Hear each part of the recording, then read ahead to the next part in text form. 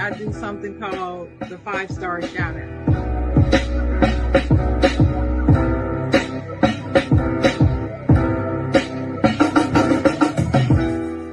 I'm gonna say this line. I'm not gonna say it because I don't believe in it. I don't believe in you can't make a you know what I'm talking about.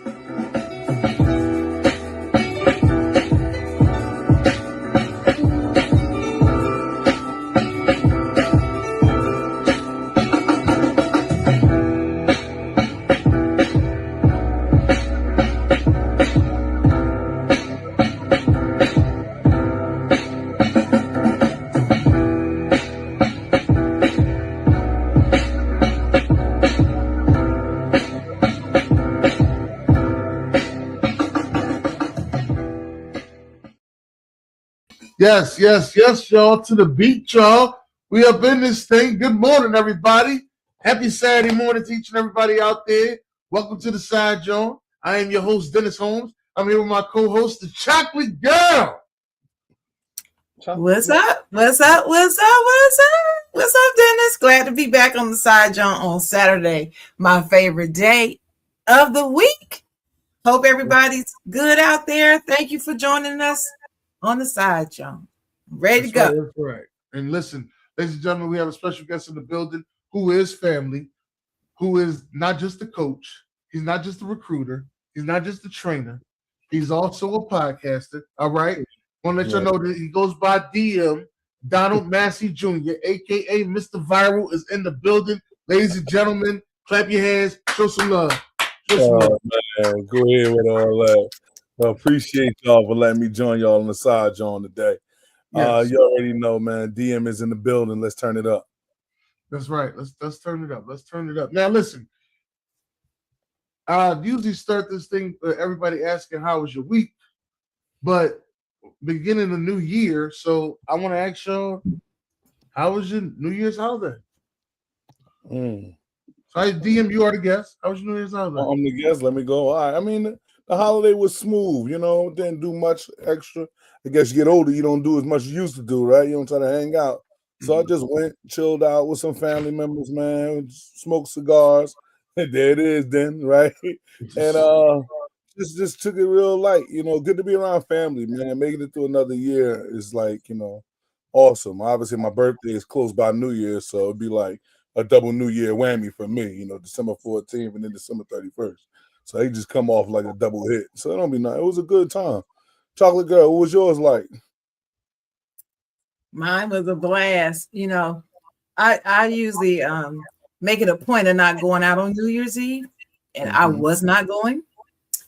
But I was lying in the bed, actually watching Hallmark movies, and somebody hit me up and said, "Hey, put your clothes on. I'm gonna be there in about 15 minutes to get you, and we going to the house." Out there with DJ R&B, friend of the show, and we gonna count this down and take a toast at midnight. I said, okay. Some just told me to go because I usually don't try to go. And I went and I had so much fun. We were only there like an hour and a half, maybe 2 at the most. But I had a good time, and nobody got to fighting, yelling, screaming, cussing, shooting. None of that went down.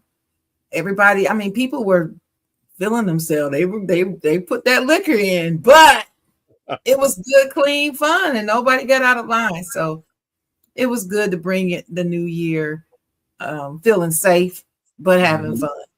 So it was a good time. How about you, Dennis? My New Year's was good. I do the same thing every New Year's.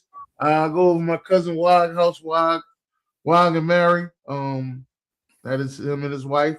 I go over their house every year. For some reason, I stay up all the way up to 9 in the morning. Not 1 ounce of me being sleepy at all. I don't know if it's the liquor. I don't know if it's the entertainment. I don't know what it is, but I don't be sleepy at all. I just don't understand. It happens every year, though. Oh, Chocolate Girl, you getting some love on here, I see. Hey, So I got 2 of them for you, BJ. Got 2 of them for you. One not good enough. I got 2 for you, honey. Oh man, that's funny. That's funny. Yeah. Go Steelers. Here we go. That's on y'all. Well, listen, this is another thing I did want to ask, the both of y'all. It's been a little bit, we had the holidays, we had New Year's, Christmas, and all that. Now, we are here talking about DM being a coach and trainer, podcaster, almost everything. But I'm just gonna get into this, slight football situation with these coaches. All right. How many years do you think a coach needs for a program?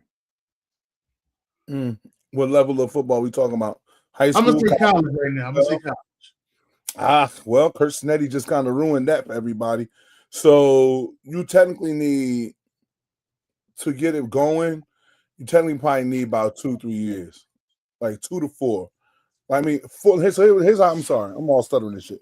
So this is how it really works. You really would say 3 years with your recruits coming in, and by the time those freshmen become juniors, they should be ready to roll. But it's a new college football. You're getting guys coming from different places, different age groups, and everything.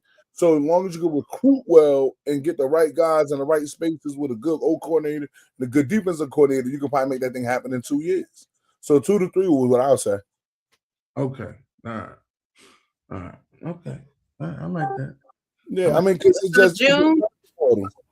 The transfer portal has changed everything. That's why I use Indiana as that example. Like they really literally just like changed it all. Even when you look at Ole Miss, they brought the quarterback in that was from what's that? Ferris State. Like it's just one of them things. You get a guy that can kind of propel your program. Hell, look at Miami. They went and got the quarterback out of Georgia right after losing Cam Ward, and they're right back in the same situation. So it don't take long to kind of get the team, the program rolling. It's just the recruiting now matters more than anything. I like that. Now, I'm going to open up an old wound because this is how me and Sharon met. So I'm opening up an old wound here. All right. Do you want me to stay here for this part? Actually, I do. I do want you to stay for this part. Okay, because honestly, I would like it if you actually said it because I don't want to misrepresent you. Well, I got to tag Trisha. So go ahead. Go ahead with the question. The question that we had was, this was 2020, May of 2020. So I'll let you know this, DM, all right? We had a question that should college kids get paid? Right. So I'm going to ask you, DM, how do you feel about the NIL? I love it, but I hate it. Oh, okay. I love it because guys should get something, right? You should get something for their time spent. I hate it because there's no restrictions right now. It's like it's no cap, it's no anything. It's just, hey, here's money for you, here's money for you, here's money for you.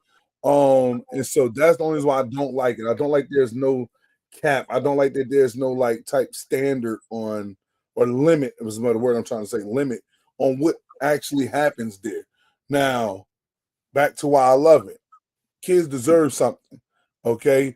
A lot of kids go into this thing and they're putting their whole life into this thing to hope to get to the NFL. Right. And then we just talked about Shedeur Sanders, right? The kid was phenomenal, but then he had to wait till the 5th round to get picked. So if he didn't have NIL money, he would have been starting off in a real bad spot with the sacrifice that he made for Colorado, for Jackson State, for a lot of programs. Okay. A lot of businesses made a lot of money off of that young man, right? So in that point, if you don't have none of that, think about it, you have none of those money coming in for that. But I'm projected to be the top draft pick. But then I get to the draft and I'm a 5th round draft pick. It's a $4 million, $4 million for 5-year deal or some goofy Tom type shit like that. So you were like, damn, if he would have had some NIL money right now, it wouldn't be so pressing on the brain. And I know that's like an anomaly type of long shot type of reference that I use there. But it's also about these guys, like I said, the startup. If the parents understand how to teach their kids how to use this money as a startup, a lot of kids come home from school and they on your couch. They don't. School's over, college over. Oh, I hit the wrong button. My fault. My fault. I hit the wrong button. Good. You want to show to yourself. We all understand. No. I hit the wrong button. There's extra stuff. But like when you got kids that don't have, they don't come out of school. They might have a plan, but they don't have nothing to execute the plan with. This is a great startup. This is a great startup to get you a car and you don't have to worry about a payment. To get you an apartment and you can kind of not have to stay with your mom. And you've been living on your own for the last 4 or 5 years. You can continue to live on your own continue that. So that's what I like about NIL. It gives them a good foundation to kind of start their lives. Now, regular college kids ain't gonna like that because look at the small violin. Regular college kids ain't gonna like that. But I mean, how many people pay to see you in class? So it's a difference. We got a lot of people that's paying to see these guys perform, and because of that, that's where we are. Oh, what you got? What you got, Chocolate Girl? What you got? I heard you. I'm just so sick of hearing this excuse as being a good reason for NIL and paying student athletes. Okay. And I do not like the vilification of amateurism. I don't like that. I don't like people saying, oh, amateurism is a joke. No, it's not. There's something to it. Mm-hmm. And I'm going to go back like this is 2020.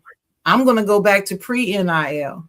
Let's say I'm going back to when we don't even know what NIL is. See, you're looking at it with hindsight because NIL is here.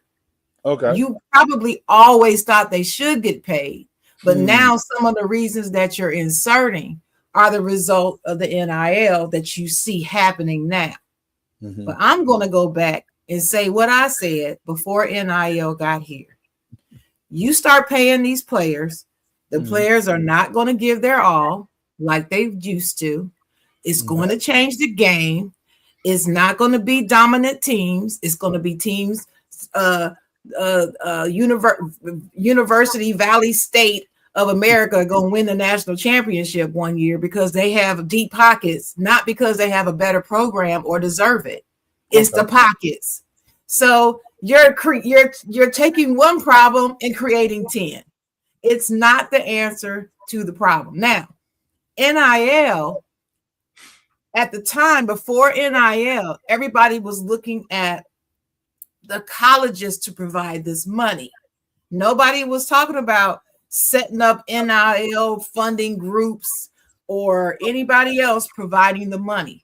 They were looking at universities and saying that these universities need to pay these players some of the profits they make off of these players. Yeah, that's what people were saying.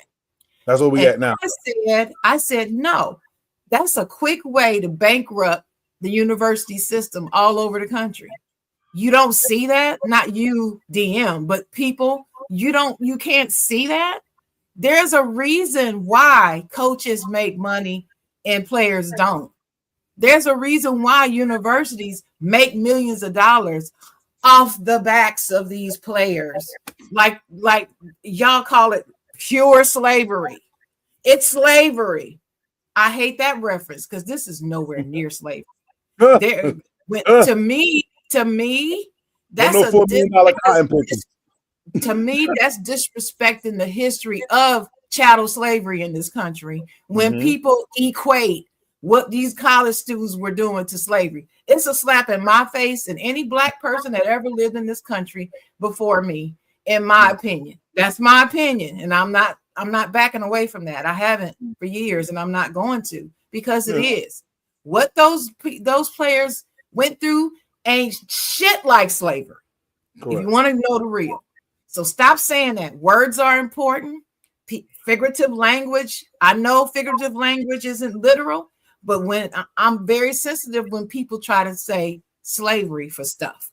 And it's overused and the terminology is whitewashed. It was egregious, and this was nowhere like it. That's one. Two, also, you're right. Regular college students are not going to like that. Yes. And no, nobody came to college to see me play or do anything in a classroom. Mm-hmm. But because he did, he went on the field and they paid to see him. My program gets money. My program, where I use my brain instead of my brawn and physical gifts to bring notoriety to the university. Because see, universities get notoriety and more money based upon their academic prowess and research, especially their research. This is what athletic, sports-minded people don't even know or think about or care about. They don't. They think everything is the sports program. Everything is football and basketball. Those two sports. Let's just be real. Ain't nobody thinking about baseball and hockey and soccer. Nobody care about that. They're talking about basketball and football because they're mostly Black, and they want to make this about Black children need help and need to take their grandma and get them a house and all of that. That's not what this shit is about. And to say that these players don't get anything, that's what you said. They weren't getting anything. They got a free fucking education. I had to pay for mine. Okay. Don't tell me you didn't get anything free. So to minimize the gift of a free education is a slap in the face of all of us too. Because remember, back in the day, we would die, we would get killed if people knew we were reading. Okay. Right. And now you got these young Black men and women getting into sports, bringing in money. Oh, because I bring in money, that's all I want. Want the education free. Okay, well then get your NIL and pay for your education then. I don't see none of them offering to pay for every credit hour they take. I don't see none of them using that NIL money to pay for their college education that they don't even value. It's some do. It's the stories that are out there. Largely, I'm not talking about the ones that do value it. I'm talking about the ones that don't value it because all they care about is the money. How do you know who they are? Because they're in that transfer portal. As soon as something don't go right or they don't get enough money. And like Deion Sanders says, it's not even really about not liking the coach. It's about the money. They will go where the money is. Like I predicted 7 years ago, they're going to go where the money is. It doesn't matter if it's Coach DM coaching me, Coach DH coaching me, or if Deion's coaching me. Anybody who could play for Deion Sanders pre-NIL would go to Colorado to play with him and stay because it's him. Because he can get them in the NFL. Same thing with Saban. He don't won all these championships and got all these players in the NFL. But all of a sudden, he starts falling off. Why? Did his coaching ability change? No. The money changed. More money over here. That Texas oil money, they can't beat that in Alabama. Cannot beat it. When the quality of the players started diminishing, all going to Alabama, of course he's going to start losing. That's why he got out. I don't blame him. You ain't messing up my legacy for this bullshit. I don't blame him. So I'm going to let you go, but I'm not going to keep going. But I just got to say, I'm against it. I'm still against it. And all the stuff that people are complaining about NIL and the transfer portal now, I said was going to happen starting 7 years ago before I met Dennis. I met him 5 years ago. Well, I was saying it years before that. We do not need that in college sports. It's going to change it for the worse. The quality of the product on the field and the court and everywhere else is going to be diminished. And plus, you have opened up a can of worms because now, how young are these kids going to be to get paid? It's going to be in. I said it's going. Dennis, you can validate this. I said Once you start paying these college players, you're gonna have to go to high school, then middle school, then elementary school, I then was the with you crib. on that. Remember, I said Pee Wee. I said Pee Wee. Remember? I said, yeah, and I said then the crib. So as a baby born. My daddy is a pro NFL Hall of Famer, and my mama is a WNBA legend. They have me. You're gonna have these people in their living room while she's pregnant, carrying the baby. But that's what it's gonna all be about. And we're already on that road. I know.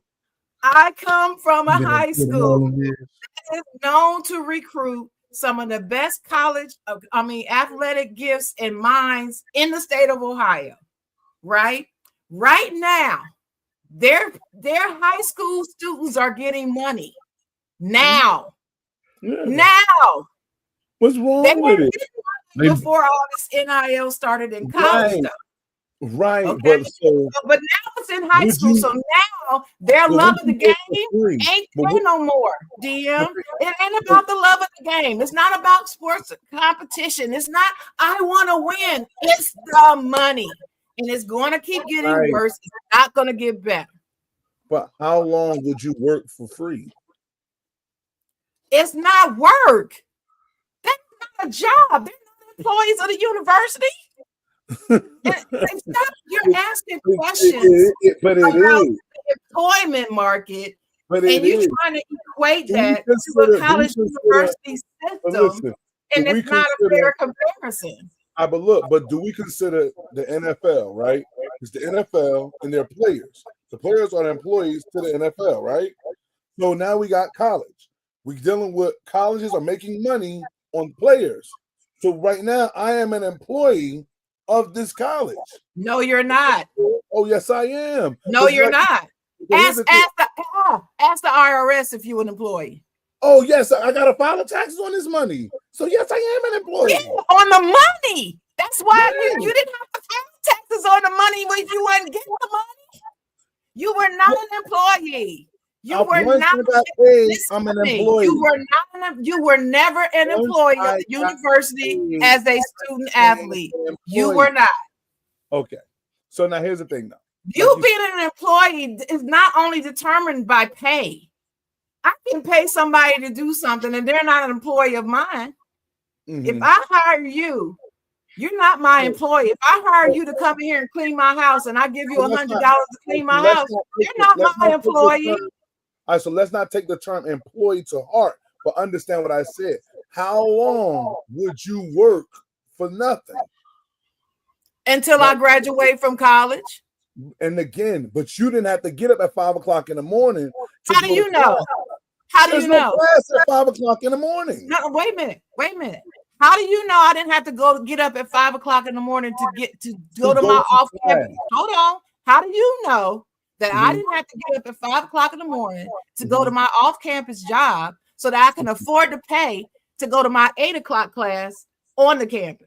How do you know that? You don't know that. You can't assume that just because I don't have to go to the gym at 5 in the morning, that I don't have nothing to do at 5 in the morning. That's daily though. This is daily.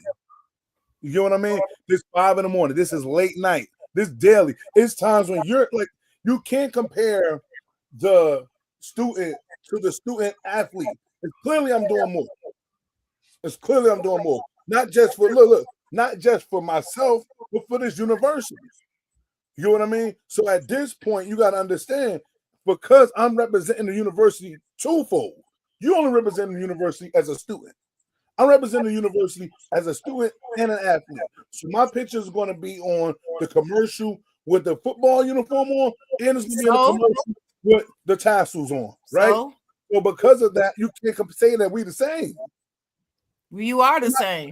No, we're not. You are the same. Yes, you are. Not the same. It's your arrogance is what makes you feel like you're not the same. Because people come see you on a field or a court doesn't make you any more important to the university than me, honey. It doesn't. It doesn't. So here's the thing. It does not. Because let me tell you why. Let me tell you why. Let's say you have a university football program and you're a player. You're a scholarship player.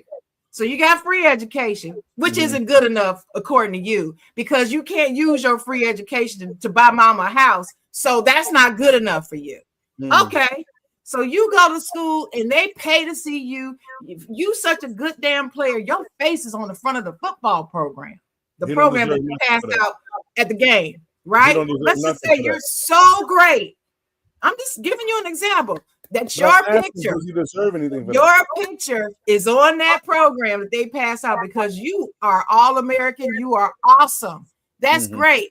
It don't mean shit if people like us wasn't going to class to have that university. The reason why you even have a job, as you call it, is because of the regular students that are going to class and trying to get grades, to get a degree, to get a job, because we can't do what you do athletically. So we're going to use our brain to do it. But guess what? If a university does not have enough regular students, there is no football program because nobody's going to find value in it. What are you playing for? Just to have them? You got to have some students that get the grades, or else universities don't get the federal funding and the other things they need to survive. So that's why you cannot say that we are not the same. So because there would be no you if it wasn't for me. That's what I'm saying to you. The chocolate girl, what we're doing is very loud. You gotta let them talk. Very loud. This is your show. Damn, we want to leave. Damn, you gotta let him talk. And now here's the other part about what I'm about to say is, just because a point is made is not a overall synopsis of what the actual facts are. Okay, just because we can say this is the thing doesn't mean that's it for everything. There's always multiple views of multiple vantage points of what's right and what's wrong. Okay, so like I see Trisha saying I don't value education. Interesting that she says that, but hey, interesting that you believe that. But hey, I can't change what you guys believe. Here's what I'm saying, and let's see if I can say it again, so maybe it gets it right. What I'm saying is this: it's very hard to compare the average student that goes to school, right? Go to school and go back to class. Go to school, go back home. And by adding going to work study stuff, like that's cool, but these things are also optional. The one thing that's not optional for the student athlete is going to his practices, going to his meetings. These aren't optional. He actually has to do these things. Now I know what you said. Whoa, easy, chocolate. God, I know you're about to come at me crazy. Let me get it out. What I'm saying is, yes, some people do have to go to work to make sure they get their hours. But what I was trying to say is, Kamani McClain got picked by Deion Sanders as a corner. He was a number one corner in Florida at the time. He left Deion, and the year after that, they used his NIL money to pay for his semester, his year. So it's not like it's like, oh, everybody gets a scholarship. Scholarships are only limited to a certain amount of people. Then we got walk-ons. They don't have scholarships.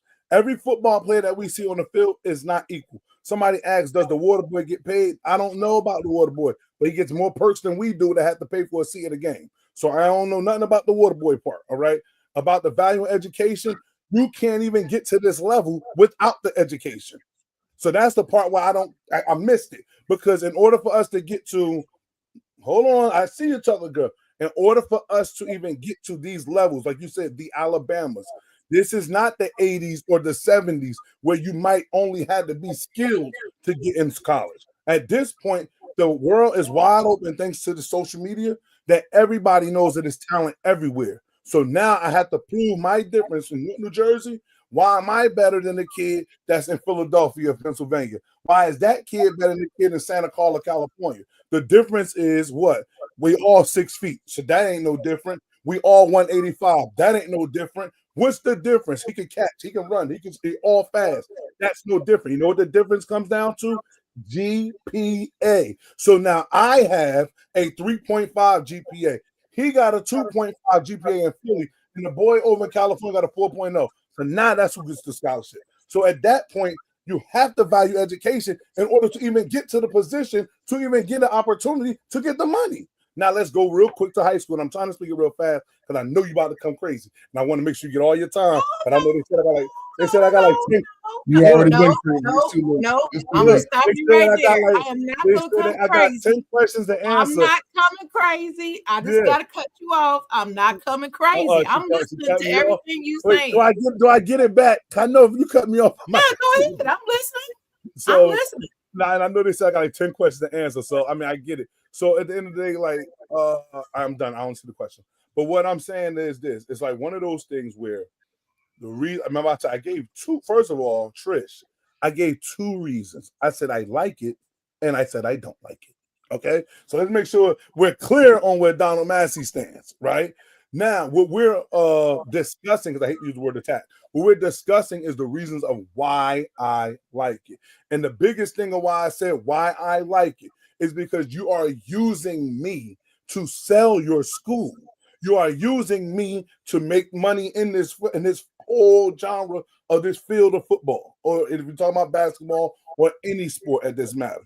We're also knowing that, and I brought this up before, we're also knowing that everything that I'm doing right here, like you said, playing for the love, playing for dedication, playing for winning the titles, right? That matters until what? Until it's over. No one really has the time to talk to some of these guys. And I'm not talking about the higher echelon. I'm talking about the guys who put it all on the field and there's no more football left.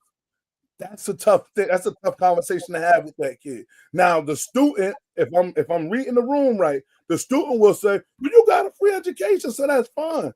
But this kid's mental, his body is going crazy because of why? Because he put it all out there, nothing but the same degree that you got.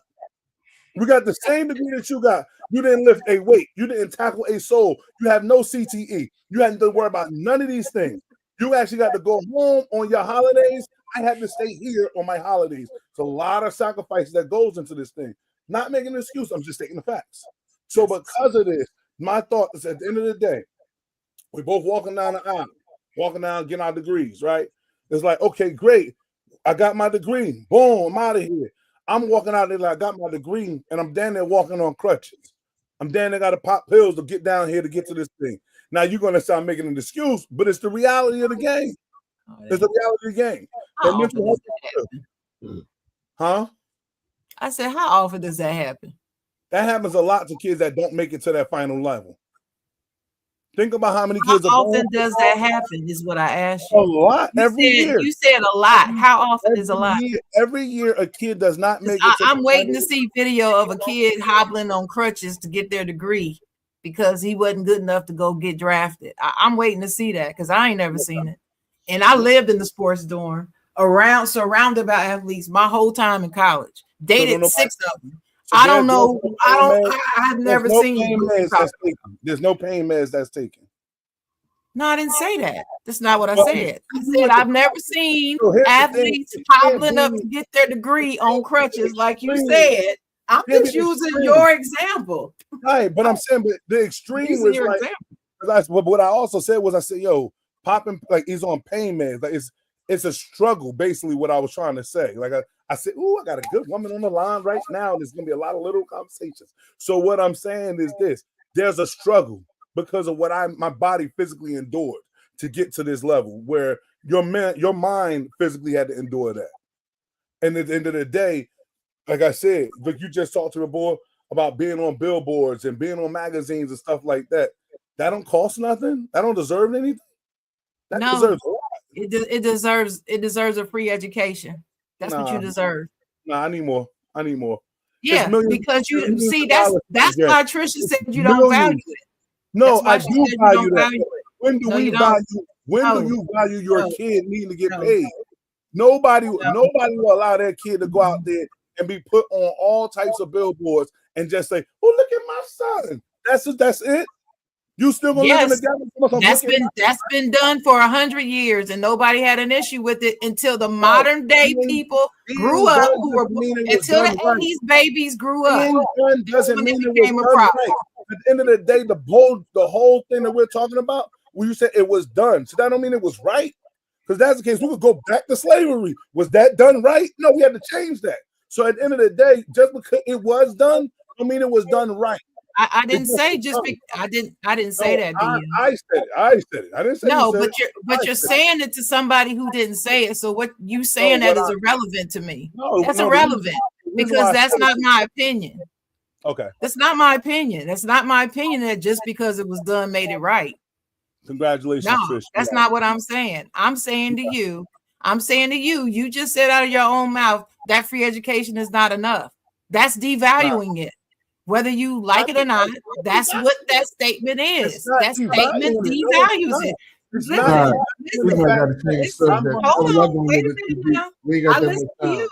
I listen to you. I didn't interrupt. I let you talk. What I'm saying to you is, I'm not saying that you don't value it at all. But when you make that statement, that diminishes the value of education when somebody's listening to you say it. That's the impression that you give off.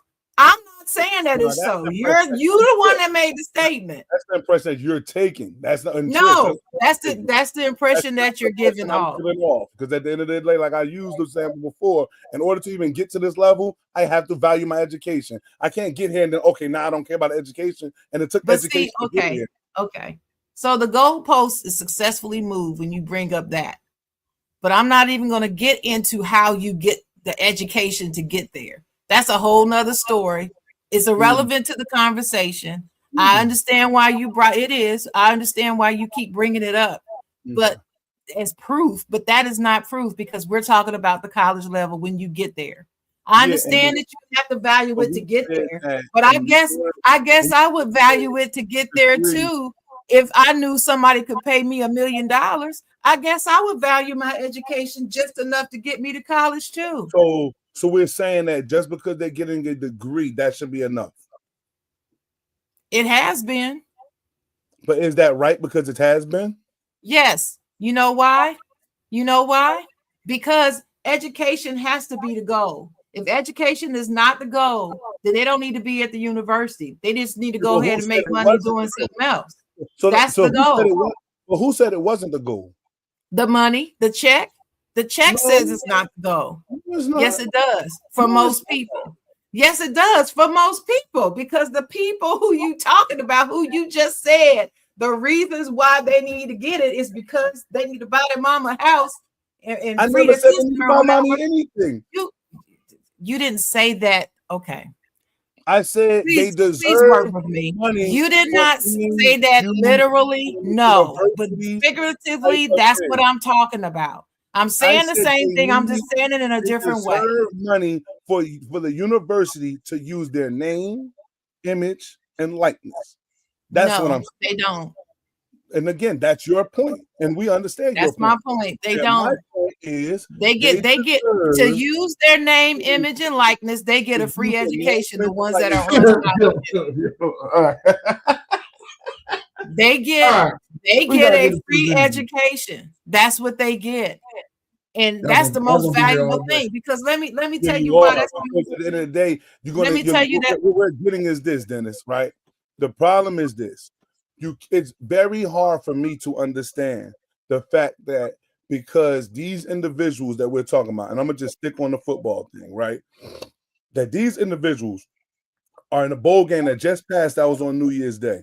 It was like millions of dollars made on this game. Coca-Cola endorsements, Gatorade endorsements, Nike endorsements, and these kids out there, right? These kids out there are playing this game. Now, because they're playing this game on New Year's Day, right? I don't deserve nothing. Because I played the game and I'm getting to the education, that's all I deserve. That's crazy. That's crazy. Because you know why? Because I'm going to tell you why. Because when you flip the channel, right, someday at 4 o'clock, it's going to be guys that's going to be playing in the game. And what are they going to get, B? Paid. So now you're telling me the same. It's no difference. It's no difference. The only difference is NFL, NCAA. It's only difference, right? And because they're on the same type of setup, right? I don't get paid, but this person deserves to get paid. That's crazy. We got the same sponsors, the same money coming in, the same revenue share, the whole 9 yards. But because his says NFL, you deserve to get paid. And because mine said NCAA, I don't deserve to get paid. How does that work? What's the next slide he keep talking about, Dennis? He said we need to get off subject. So when we get off subject, we say next slide, DJ. That's what we usually say. He said we need to get off subject because y'all gonna go in deep for at least another 40 minutes. Oh, listen, we're gonna do it all day. And Charlie girl, I love it. No. Sharon's not gonna do this all day.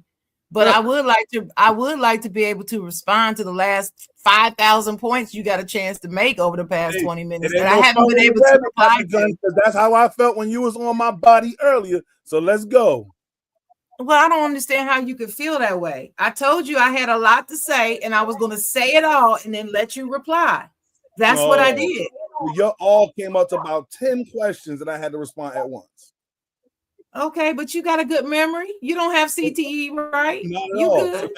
So that's why it took me a while to respond to all of them. And then we slipped in. But no, you responded. Then you brought up more and more. And then when I say no, then you brought up more and more and more. And I'm just sitting here like, okay, all right.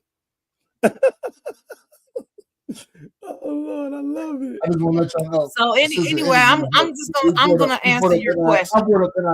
I'm gonna answer the question. I'm gonna answer your question. It's not the same. The NFL and college are not the same.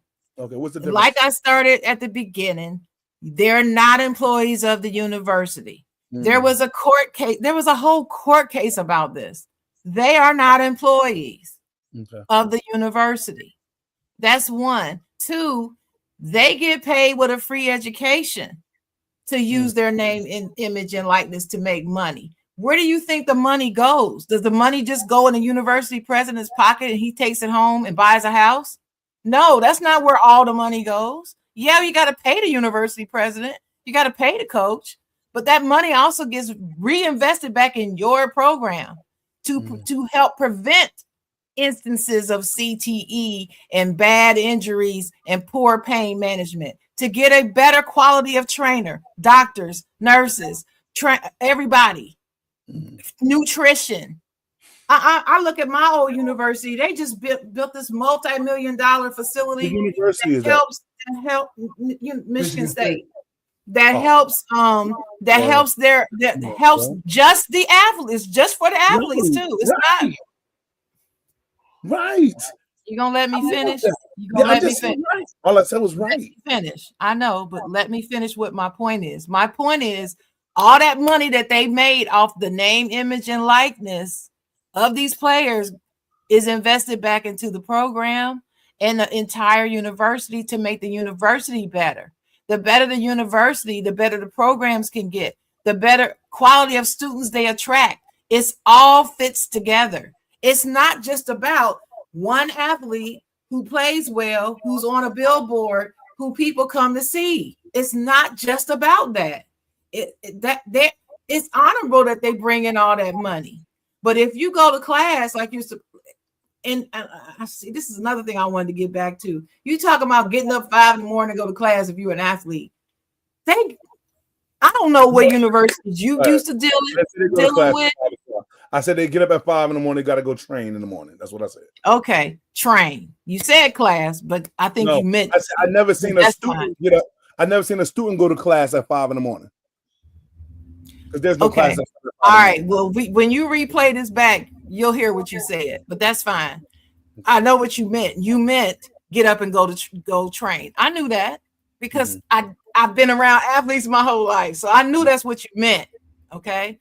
So I heard your message. And what I'm saying to you is, if you are at a good quality university who values their athletes, yes, you do have to get up at 5 o'clock in the morning to go train, but they also help you with your classes. They also provide you with one-on-one tutors to help you get prepared for your classes, especially if your training table interferes with the time of your class.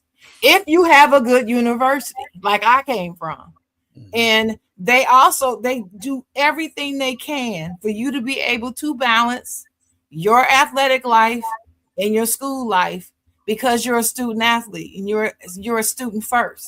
Now, if you go to some college that doesn't value you, I'm sorry for it, but all universities are not made that way. They're not made negatively. We don't care about your education. We don't give you no food on Sunday. I mean, this the whole starving athlete, that's a lie. I've watched this my whole life. I've watched this. This is not true. That they can't eat, they can't even go buy a hamburger. If you are that good, let me tell you something, honey.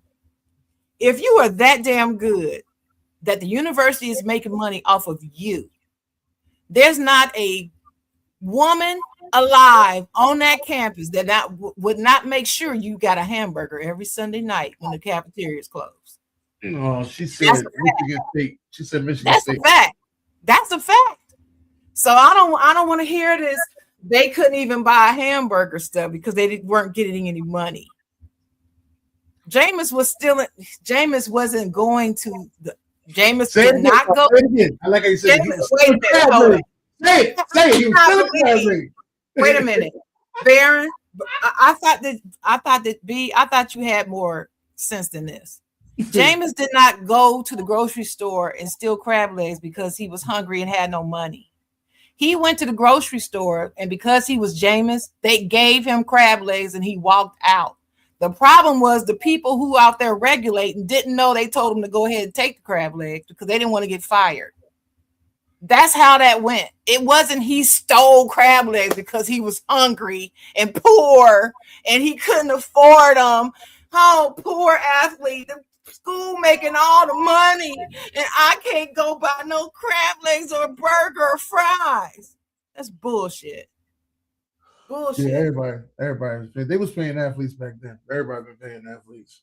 It's just now it's a whole lot of money. There's a whole lot of money they get. They get a lot of listen, like I said, I was there in the athletic dorms with them. I took classes with them. I actually did papers for them. Not for them like I wrote the paper, but they would give me the information and I would type it. So these athletes had help. I was part of a battery of students who actually got paid. I got paid to help them with their work. The tutors that they brought in off campus got paid. Us who tutored the athletes who were students, we didn't get paid. We just did that because we wanted them to graduate. We wanted them to get a fucking degree too, even though it was free, that they didn't have to pay for it. My paying ass helped them for free. So this is what I'm saying to you. That whole excuse for paying the player is nothing but that. And like I said, this idea of it not being fair didn't start until the 80s babies grew up and started having children and sent them to college. And there's something to that because everybody know what happened to them 80s babies. You know what happened. I ain't even got to say it, but everybody knows why and know what I'm talking about. Actually, I don't. I'm an 80s baby. I like to hit. I'm sitting here looking my eyes like 80s baby. I like to hit. I said until y'all grew up and started sending kids to college. That's when it became a real serious problem. Because the 80s was a me generation. That was the me generation. If you study sociology, the 80s was the me generation. Everything is about me. What can I get? If I can't get this for it, and it's mainly money, if I can't get this for it, then it's not important. Thank you, Ernest. Thank you. Ernie's got it. I wonder why he the only one that got it. But anyway, OG, shout out to OG. But anyway, that's when that generation started growing up and playing sports. That's when all this started. Well, I should get some of that. I hear people even now talking about complaining because a coach gets $5 million a year. Why shouldn't I get some of that money? Well, do you go to your job and the CEO makes $5 million a year? And when he gets his raise to $7 million, which is $2 million, are you mad? Do you go to the CEO and ask him, well, why couldn't I get some of that money? Why am I not making that money? You make money. You're not doing that. You keep your job, you're taking your 3% increase and going on. And then if you better than that and you get a bonus on increase on top of it because you earned it, cool. But you're not blaming the CEO and complaining because he's making $5 million and you're only making 70. You're not doing it. You're working your job. But no, these athletes think they deserve to be paid because they are. And I'm sorry. In no capitalist society, no system anywhere is that the case. There has to be a hierarchy. And that's just the way it is. I didn't say it got to be slavery, but there's got to be a hierarchy or it doesn't work. Okay, we spent 40 minutes on this. And nobody even knew. You spent the 30. Okay, Dennis. I said we going too long. I'm mad at you. No. I said we going too. I'm mad at you because you know how volatile that subject is. You know it's not a subject that we can finish in 15 minutes. You know that, but you keep bringing it up, and then you say, "Oh, we spent too long."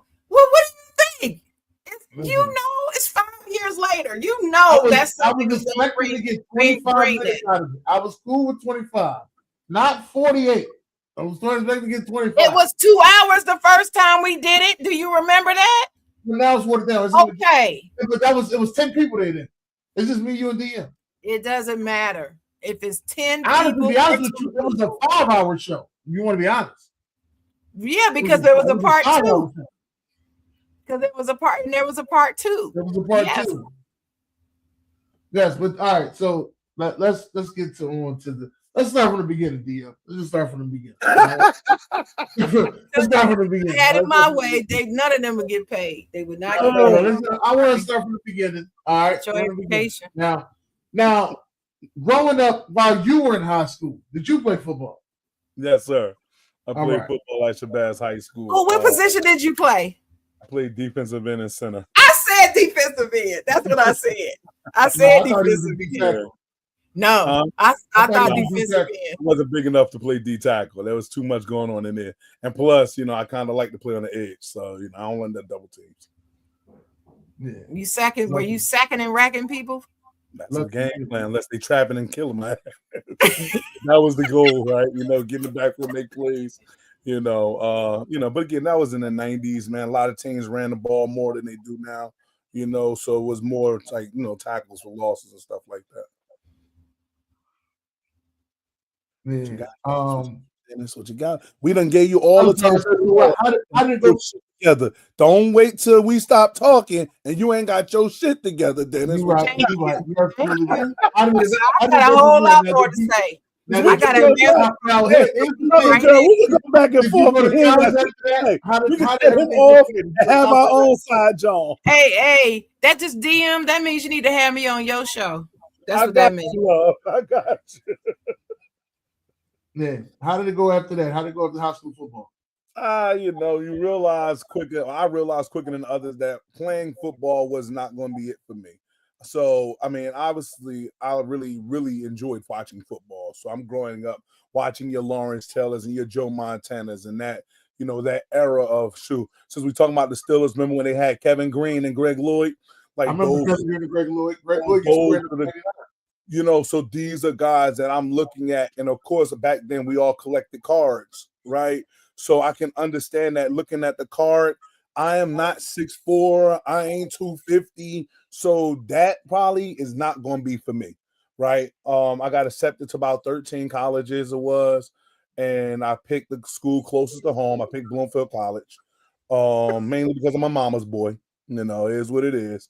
So what I ended up doing was going to Bloomfield College. They didn't have football, but to me it didn't matter anymore because I was already mentally done with it anyway. Like we was talking about getting up in the morning stuff, Sharon. I ain't doing that shit no more. I'm tired of it.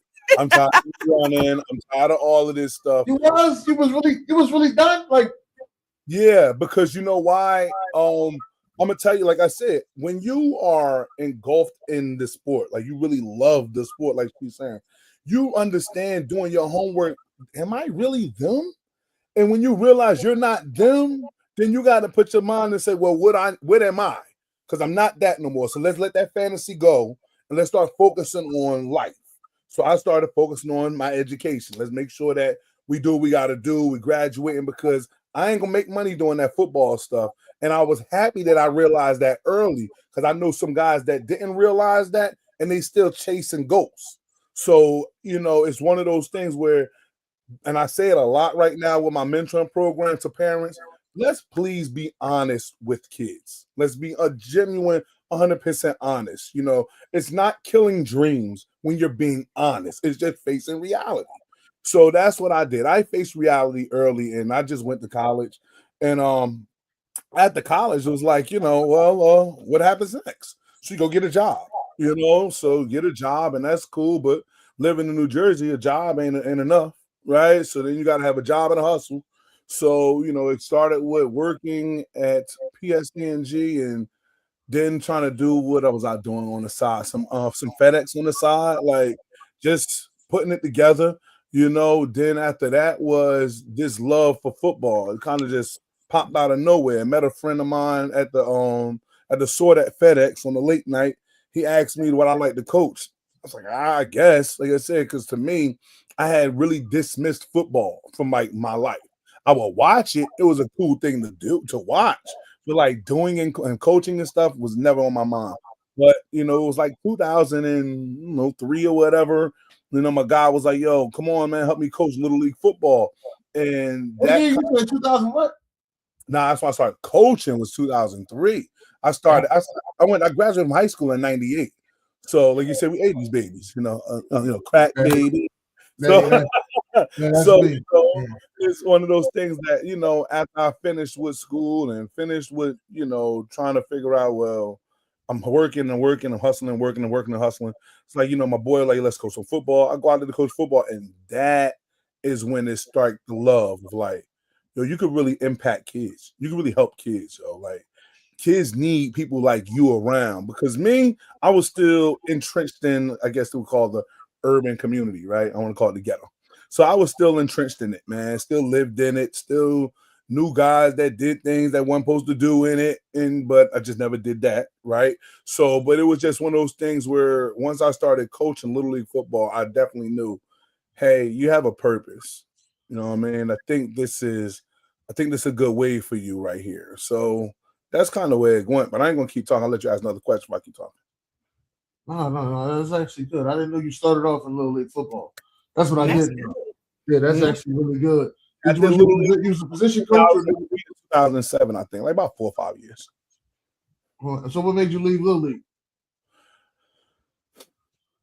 Watching. I know you racked up championships. So wait a minute, hold on. Let me get how many championships you racked up in Little League first before you left? No, keep it a buck, just 2 in a natty. So in 4 years, 2 championships in a natty. Was they still sending y'all down Florida back then? Nah, we went to Las Vegas for our natty. Okay, all right. Which was dope, but I didn't experience Las Vegas. All I got to experience was the damn crabgrass, but whatever. But it was dope. You know what I mean? Be out of the city for a while and take these kids to show them something. And then you start to realize what football really is about. It's a money grab. It really is. Like youth sports is a money grab. And the main reason why I call it that is because yes, you'll play. Like I said, we won a natty, right? But it's so many national championships going on. Like, who's the real natty? You know what I'm saying? Who's the real like guru, the team of the one? So it's like whatever.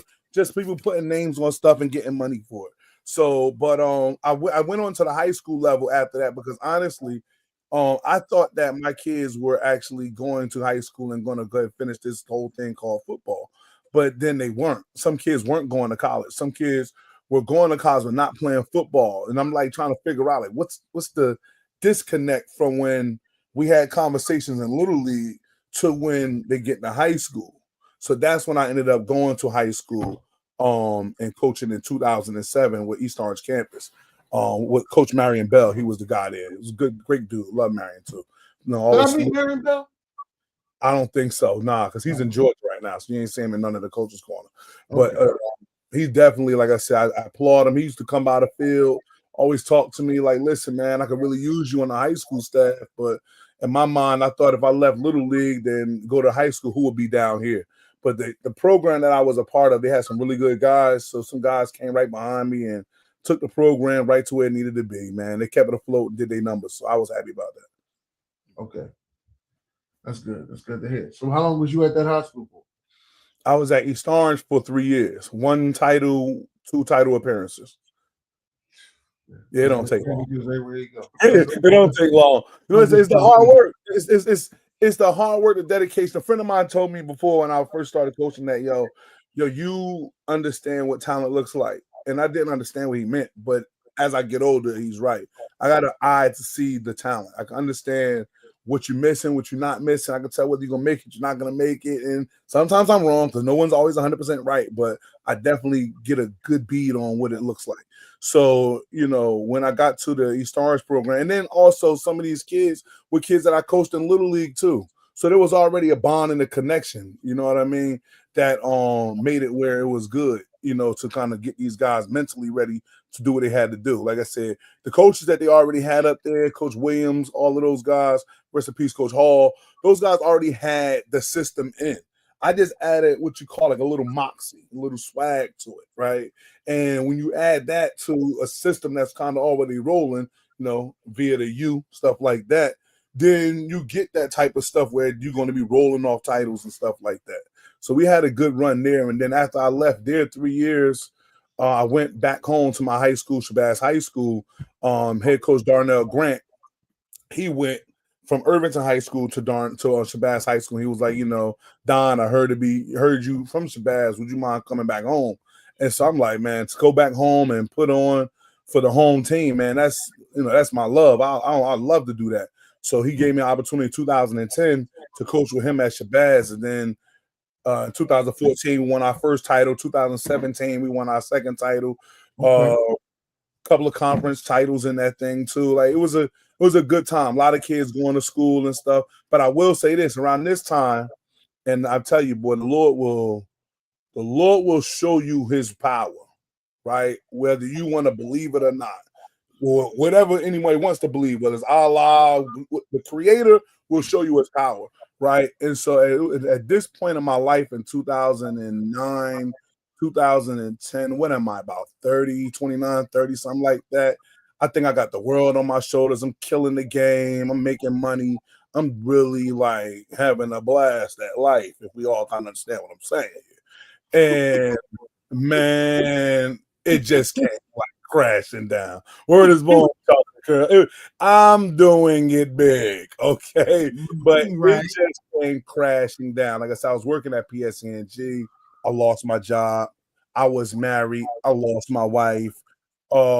Shit, I had a dog, lost a dog. You know what I'm saying? I was moved to Piscataway. Piscataway didn't work, lost my apartment, had to move back to Newark, like life started to really life, as people would say, right? And I had a mentor, his name Tariq White. I was collecting unemployment. Unemployment was good as hell too, but I was collecting some good checks. And Tariq White, my mentor, he runs Leaders for Life right now. It's a mentoring program. He had told me, because I used to always be at Shabazz. Like I said, I went down there to coach. I'm always down there working out and doing things. He's like, yo, that unemployment gonna run out, bro. You better figure out a goddamn plan. Now, he was my JV coach when I was in high school too, so we had a connection. And I was like, well, I mean, I don't really know what I want to do right now. I mean, maybe I'll spend this money, go down south. He like, man, well, until then, I'm about to put a call in. You about to be a security guard up in here. Like, all right, cool.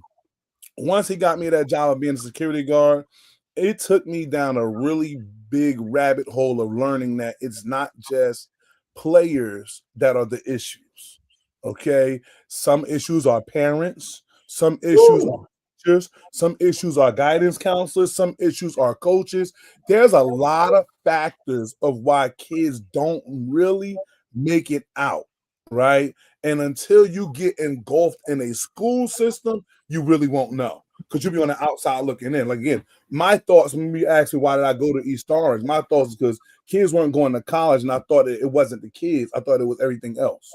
Until you get into a high school and you learn looking at these kids walking the halls and half doing their work and shit, you're like, oh, you Well, by the time they get to high school, they feel as though don't nobody care. Like when you're younger, everybody cares. I'm the man. I do what I want to do around here. So right, but when you was younger, everybody cared. Right. But now, you had a whole structure when you was younger. Right. You came home, somebody said, do your homework. You did your homework, you got it together. When you got older, they expected you to keep that structure together without them saying it. Mm-hmm. So now you're in high school, ain't nobody saying, hey, did you do your homework? Ain't nobody coming home to check up on you. I'm not saying it's happening in every household. No, there's a lot of households. And then we just sitting here talking about work. You know what I found out they ain't going on at home? How these kids ain't eating.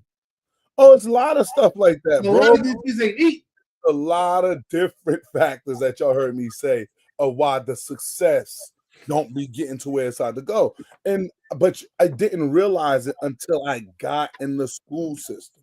And as I get in the school system, I'm realizing I'm going, okay, Don, get off yourself. All right. Like, yeah, you lost a lot of shit. But at the end of the day, guess what? You still here. So get off your fucking self and start getting back to what you think you need to be doing. And what was consistent was the kids. No matter what was going on in life, the kids was always around, always training them, always working, always kept a smile on my face. And whether I'm missing teeth or not, this is what I do. You feel me? Like, I understand that positive breeds positive and negative breeds negative. So once I had to shake that shit off, it was no problem. Stayed with the kids. I started investing more in the kids. I started building. He loving the crack thing, I see. So OG crazy. Yeah. I started building what they call, what you see right now is this Driven Minds brand, right? I started to build a mentoring program. I knew when I was growing up, I had Boys and Girls Clubs, which is a privatized organization. I didn't even know what it was until I got older, obviously. But then I realized, like, every kid can't go in every place. Like, some kids need to be where they're comfortable, where they can talk. So we turned a weight room into an after-school hangout. We turned stuff like that into going to do community cleanups. We turned stuff like that into just doing, like, look, hopefully we can help the teacher with her books to her class, because we're going to stay late because we're going to ask her for some homework. You know what I'm saying? Or some extra credit, some extra help to kind of get us where we had to be. And like I said, between myself, like I said, Coach Cyrus Harbin, Coach Darnell Grant, man, these guys, we just built something real special at Shabazz High School and all of those other coaches that was around us. Because the basketball coaches had got into them with it, the track coaches got into them with it. We just built something, and they kind of worked with me, and I worked with them. It just grew. You know what I mean? Like, naturally. Obviously, once you got success happening, then of course it's just more success coming, because it's attractive. Everybody wants to be successful. So it wasn't hard to even get kids to want to do the stuff, even though some kids opted out. Because why? We're in the ghetto, in the urban community. So yes, I can make this look good, but it's a guy outside driving a car. He making that look good too. Remember, I was telling you, Dennis, before about, you know, how people see things and how I feel like this is a cigar. You know, I told Dennis before, Chocolate Girl, I said, listen, growing up, watching guys like living, I thought smoking weed was cool because my uncle smoked. Shit, he went to work. They got a house. Makes sense to me. I knew guys that was trapping. I thought that would look good. Because why? Because they driving in a fancy car. They got the fine linens. Look good. It all looks good. But you just don't know what's behind all of it, right? When you're young. But I understood that some of the guys I work with will be attracted to me. I also understood there'll be guys that's not going to be attracted. And there's nothing I can do for them. You know what I mean? No. And that's hard to deal with. Not knowing that you want to save a guy, but you can't, that's tough. And to what Shakira's saying, it's not just walking the halls. It just if you stay after school and see these kids come out of the school, that's enough to see that too. I still work in the school. I've been working in the school since 2008. Still working in the school. And I'm here to tell you, I've learned a lot working in these schools. Yeah. And I'm always gonna say these three letters. FTK. All right. Just letting y'all know. Always gonna say them three letters. Every day. Right? And it's not the point that it's all the kids, it's just the entitled ones, all right? That's the ones that I'm talking about. It's just the entitled ones. No doubt. Once the show, DM. Once the show. Once the show, it's gotta be said. Huh? You gotta say it. I'm cool with that. Yeah. That's just this is how I feel about it. But you know what? I still look out for them. There's been kids that then came to me on the side and they had situations where as though they had no food at the house. So I made sure I had them a nice, care package. Made sure they got their care package. I put them up to the side because I didn't want all the kids to see them. Like, yo, come back later on, go get your care package. I got you. And then you got I didn't care what happened. There was some kids was gonna eat. Everybody was gonna eat. Listen, now, if you was on that, I'll eat apple type. Yo, chill out. Look, I'm gonna make sure everybody eat, but everybody got to work, right? And so that was my thing in the DM. Was like, you want the clothes, you want Coach Don to take you out to eat. They used to say I had like a DM card. It was my bank card or whatever. So, go out there with DM. He just gonna tap the DM card and pay for everything. I said, bitch, that is my bank account. Shit. So anyway, but you know, it's one of those things, and any athlete that'll tell you that was around me, like he'll take care of you, but you got to take care of what you need to take care of, whether it be the academics, whether it be training in the gym, whatever it was, you had to come correct. I wasn't giving you something and for nothing. You had to give me something in order for me to give you something. And I did that because I wanted kids to understand that at the end of the day, nobody's just going to give you anything. And you can't just be expecting people to give you anything. That's the entitled stuff that we're talking about. You know what I'm saying? No, you're going to have to work for whatever you want, okay? So whatever you need, whatever you want, these things you have to work for. Ain't nobody's giving it to you. If they give it to you that easy, you can lose it that easy. You feel me? So that's kind of how that works, you know? And then, like I said, it just being in the school system taught me a lot about everything, man. Like I said, where these kids are in life, where these parents are, right? A lot of stuff is just not in there. It's not their fault if you don't know. And a lot of the stuff from most parents, they just didn't know a lot of things. They didn't know what it took for their kid to go to college. They did not know what it took for their kid to be in shape. They did not know. So now I took it upon myself to feel like I need to be that guy to educate. Like, let me see if I can educate the parent. Now we educating the parent, we're working the kid out. You know, and honestly, I call myself the perfect median to a head coach. So now the head coaches understand, like, I don't have to really worry about too much. I got DM. You know, he can kind of handle some of the small battles and everything, and I can focus on the main war. And now eventually when I come to him, I'm like, hey, look, man, I got my man over here, Don, he needs some help, but yo, man, what can you do? This is the problem. Moms ain't got it. All right, cool. Let's try to put something together. Let's work on getting it for that guy. You know what I mean? So that's kind of how it worked. And but I'm saying I think my best years coaching was definitely at Shabazz. Like Shabazz was when I got to really blossom into a position coach. Is when I got to blossom into just being I don't know if they want to call it an icon or whatever the fuck they want to call that type of shit. But you know, I'm just an image, DM. Like DM was born at Shabazz, and it's ironic that it was born there because that's kind of where I got my start. Like I said, that was my high school. Right. So it was just ironic that that's what it did. I mean, again, I had success at East Orange. You know what I'm saying? Little league in high school. I had success when we left Shabazz and went to West Orange. I had success there. But it's something about that Shabazz that really, you know, catapulted my whole career and everything about what I do. So, you know, gotta love the journey, man. The journey was the one. Shabazz is located at 80 Johnson Avenue in North New Jersey. It's called Malcolm X Shabazz High School, named after, we all know, the best one ever, you know, the Honorable El Haj. But that's what I mean. Like I said, it's just life is a motherfucker, right? And I like to get a lot of people to understand that regardless of what you're going on through in your life, if you survive, meaning like you wake up, you're still here, that means you're here for a reason. Find the reason, find the why, find the whatever the fuck you want to call it, and then run with it. Run fast as fuck with it. Because 9 times out of 10, you won't miss. You won't miss on that opportunity. You won't miss on the things that you know you deserve because it's a sign. Like I said, it's one of them things where I had to be shaken. To be shaken, you know what I mean? And once I got shook, I understood. Yeah, okay. So it ain't about me. I thought it was about me. When I was in the club, I thought it was about me popping bottles, you know what I'm saying? Doing our little, what my man said, puff, puff, pass. Yeah, DM was moving and grooving, baby. Okay. But I had to realize that, you know, it's one of those things where you can't even be the man that you want to show people you are unless you live and walking in a certain way. So that's what I had to do. I had to order my steps, you know what I'm saying? Well, he ordered my steps, I should say, you know, into a way where it would be, how can I put it? I guess powerful. Steps. No, for real, though. It's like that because, no, like, people are going to follow me. You know what I'm saying? And so I can't put myself in an image. I told you that I can't give nobody an image of me that's not going to be of positivity. I can't get nobody an image of me that's not going to be God fearing. I can't get nobody an image of me that's one of the things I'm always going to say about you is, I look at, let me just get to the whole thing. It's about the picture I put out.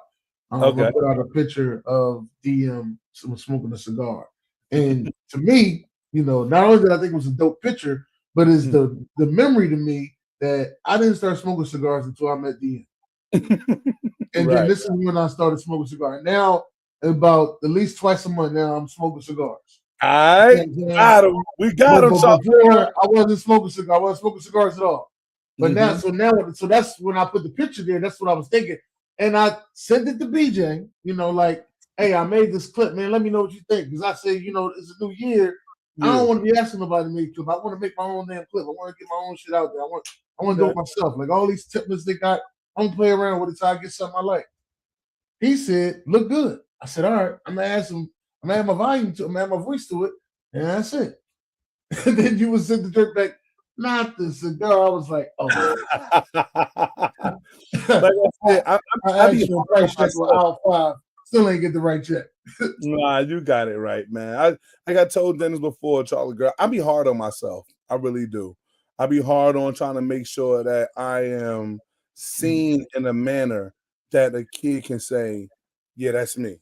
Or I can do it. Or that's because he did it, I did it. That type of thing. And I don't want it to be, don't beat me up, Charlie girl. I don't want it to be because I'm in the NFL. Okay, no, I don't want it to be because I'm an athlete. No, I got you, Charlie. I got you. I want it to be you can be successful regardless of what you're doing. You know what I mean? Don't make it that one way NFL or bust sign. Don't do that. That's too much pressure. You know what I'm saying?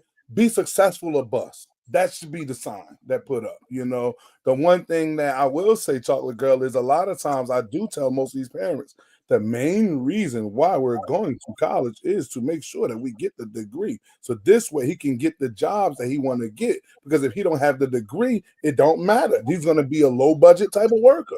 So I told him, look, girl, like that. We together.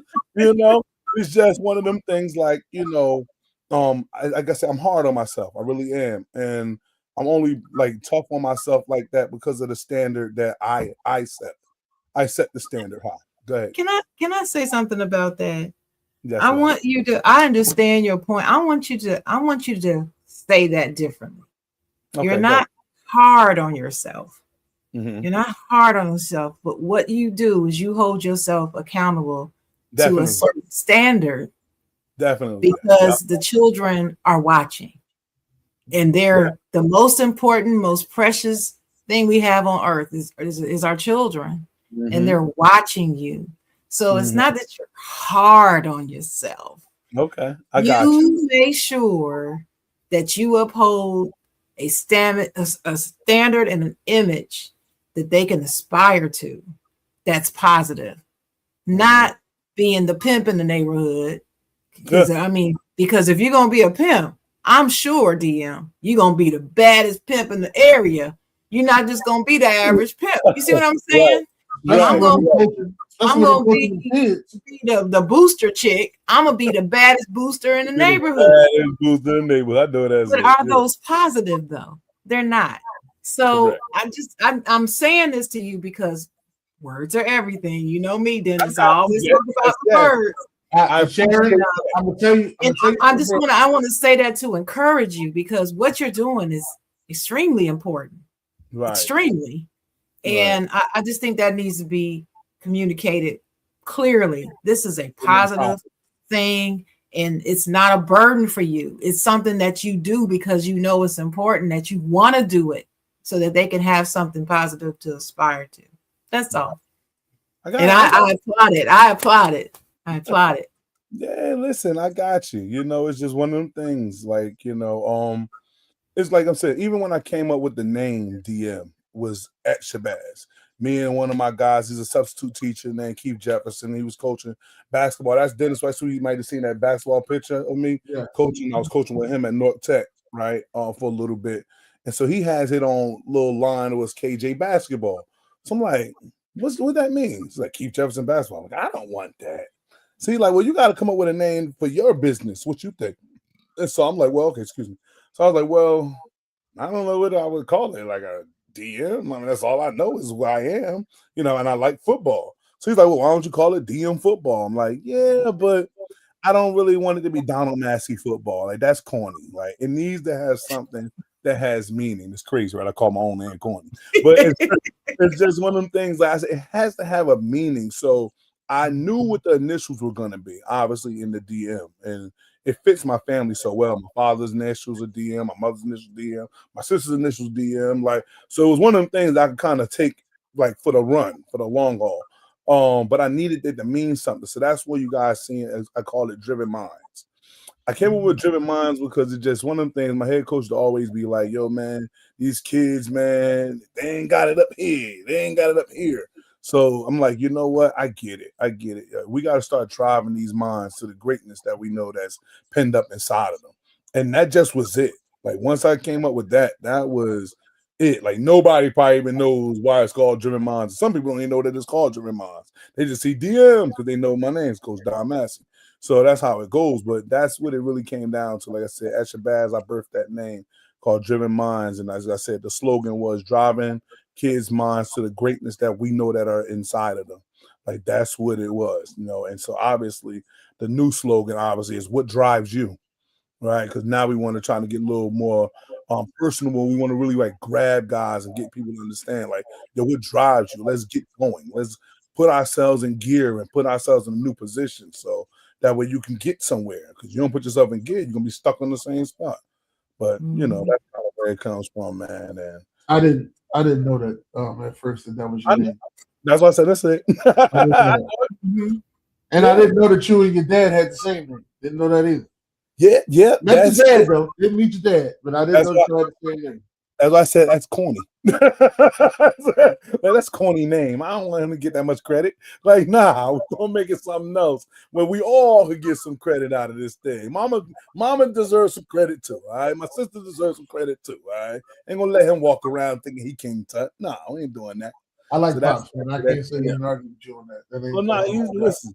Look, he walks soft, carry a big stick, so I don't play with him too much. But like I said, it was one of those things. I said, nah, we're gonna call it Driven Minds. I love Driven Minds. Like I said, it just hit so many different. And then I didn't want it to be an athletic thing too.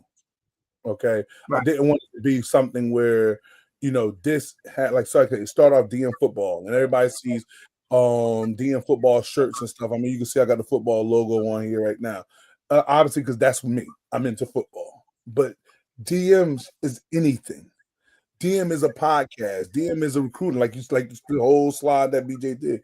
DM can be anything. You know what I'm saying? Whatever drives you to greatness, man. Let it be that. Let it be education. Let it be, entrepreneurship. Let it be whatever it is. Just make sure, like you said, baby girl, be the best at it. Don't just do it. Do it and do it with a purpose. I'm gonna tell you the story when he got me. I seen this fool had a yoga class going on, right? While he had a training session, all right, in the same area. And I was like, what with a DJ? I said, what the fuck? All this on the field. I said, he got yoga going on out there? I said, this is too much. I got to see this. I got to see this. It has to be more than football.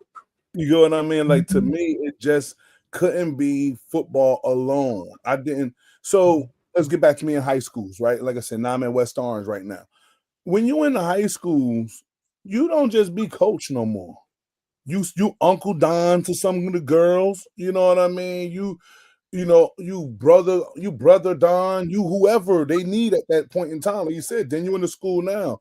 So now it was one of those things where, and especially like I said, my girls, like now it's my girls that's coming over, and they like, you only want to work the boys out. You don't want to work us out. So it's like, well, look, Don can't not, want to help the girl. I'm helping everybody. So, then I brought on the girls. But then the one thing that happens in schools a lot, we know the guy that screws up, his first name, last name, and mama name. But the kid that's the valedictorian, we don't know his name at all. We don't even know who's in the building. So then it was my theory, like, you know what? We got to start talking to them too. So even though they would walk in, they got their own way of moving. I do understand that. But I will always have to go up to them, hey, you good? Have a good day. DM cares. And send him on his way. So now he felt a part of, this whole thing that we got going on. I'm gonna definitely grab that book. I need to read. I need something new for the new year.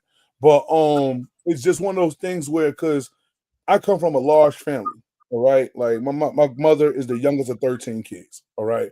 So what I understand is how to move. And again, like you say, I like football, so it's the most people in any sport. Everybody working together, regardless of whether you're the most talented or the least talented.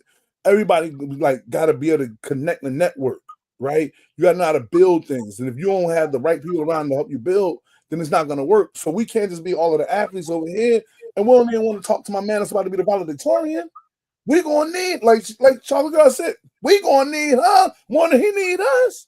Yeah. So we got to get with them, okay? Then, like I said, teaching young black men how to be brothers or like husbands to these young black women.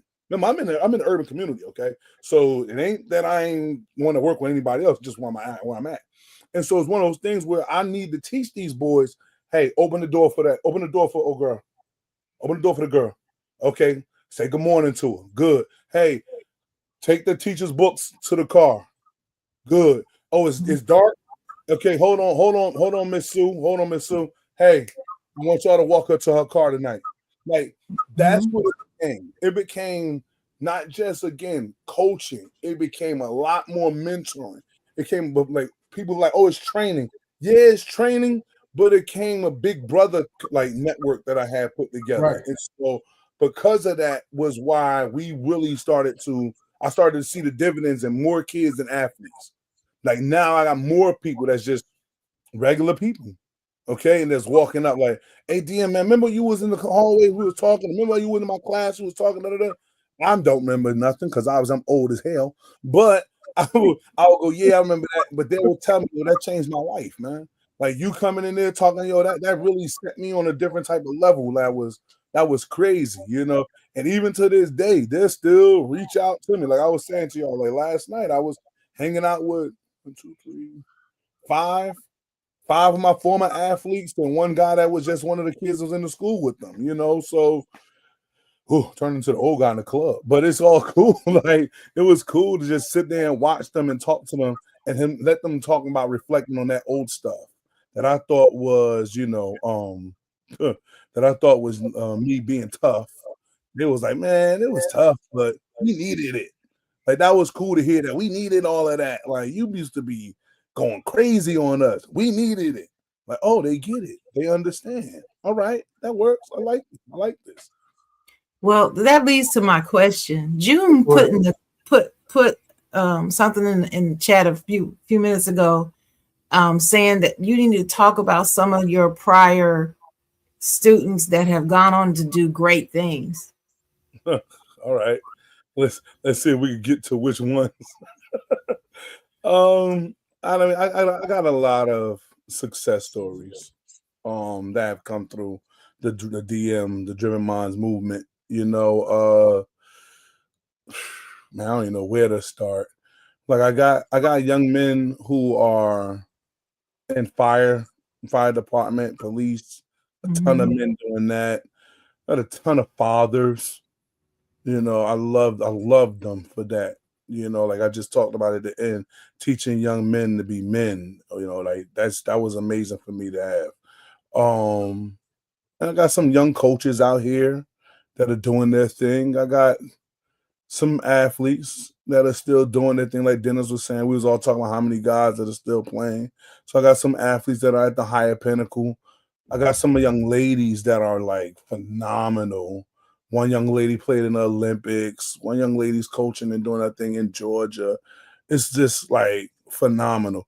So I don't know. Like I said, if I had to name names, it'd be very hard for Don to be like, this is my biggest success story. Because they change every year, right? They change every year. But I am happy that I've had the parents, right, of these young individuals, men and women, to allow me to just be a part of their story, allow me to pour into their kids, trusting me to actually doing what I thought honestly was just a test drive. It's not. Wasn't no book. You know, it wasn't nothing that I kind of like studied to say, okay, this is why we need to do this. It wasn't none of that. Was no college degree behind it. It was just on research, as we say it. It was just one of those things to just I don't know, to just take what I value, what my father's value or my grandfather's value, and then just kind of rolling it back and regurgitating it to some of these young kids. So that's what it really was. Like I said, being like I said, my mother is 13, was 13 of the youngest of 13, and I had nothing but aunts growing up. So obviously, women were a very, very important part of my childhood. Like watching women take care of a family and not, being boisterous about it. That was dope. So I kind of wanted to make sure that I understood to teach my boys, value our Black women. Like it's a major thing. It's a lot of pressure on them just being who they are, right? So that's it. But I don't know if June wanted me to name people. I don't know. I hate the name drop because I feel like I miss somebody. I swear all the time. Oh, I don't know if he wanted you to name them, but just just talk about that experience and how they came through your pregnancy. Yeah. How does it make you feel when you hear some of the things that they're doing and they come to you and say, "Hey, coach, thank you. Thank you for what you did. By you saying this, I did this, and it led to this." Name them. June said name them. Yeah. Leave them alone. They're gonna get in trouble. Now, you know what? It'd be shocking, but it'd be pleasing, right? Mm-hmm. So it starts off as a shock when I hear something like, "Yo, Coach Don, good looking," this would have never happened if it was that. I'd be shocked, and then I just get pleased. Like, you know what? I knew it was supposed to be like that. I knew it was gonna be like if you listen to what I said, you were going to be okay, and it's not so much what I said, and I always try to not take full credit of anything. And my mother would slap me right now if I did, all praises to the Most High. So, but it's just one of those things where, like I said, I start off shocked when I see it and I hear it. Sometimes I'm really shocked depending on who say it. Like I got some guys I be looking at like, he listened? She listened? Oh right. My God. They telling their kids and everything. Your mother, your father, right? Pain in my head. But it's kind of like growing up. I find myself saying some of the things my mother used to say. Exactly. That I thought I would never say, and then when I would do something or say something around her, she would say, "I didn't think y'all were listening to me." Yes. But you do things just like I do. I'm like, yeah, of course. And we're like, well, of course, your mom. And she's like, but you don't know the struggle I had with your hard-headed ass. You know what I mean? So yeah, I get what you're saying. Why you saying that you're shocked sometimes. It starts off as a shock, like, what? You heard that? You heard it? Like, and you did it? You heard it. And I'm glad you remember that? Yeah. Like the other day, I was having a conversation with my son, and he said something. I said, "You remember that?" He was like, "Yeah, Mom. Yeah, I know it don't seem like it, but yes, I do." Right. Right. So that's when you get your payoff, so to speak. Yeah. You get your payoff later, sometime. Yeah. But what my sister's in the comments. Shout out to Sister Sheila. Her question is, do you have a program to teach older men?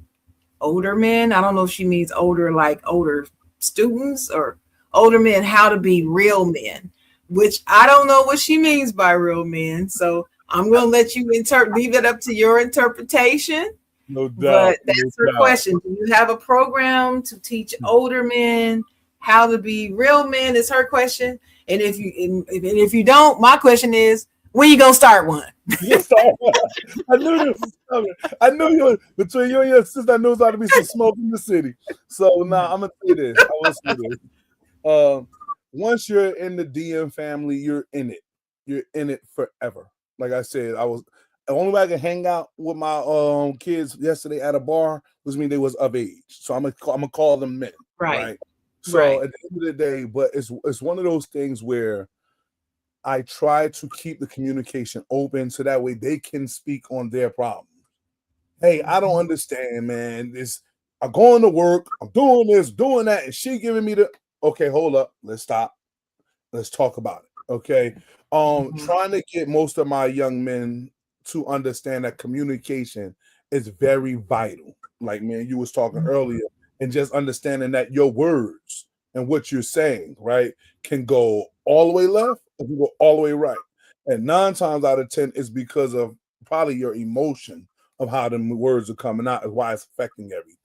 So I definitely do things with my older guys. Some of my trainers that are in my program right now are guys that I had already coached, and now they're back training at or as a graduate from college and everything, coming back to train some of my new athletes. Oh, so they're paying it forward. They're paying it forward then. That's cool. So it's just that's why I said when you're in the family, like you're in it. Okay. So like, and I mean, I'm talking about from the very, very first kid that I worked with to my last kid that I'm still working and building on right now. You have to find a way to give it back somehow.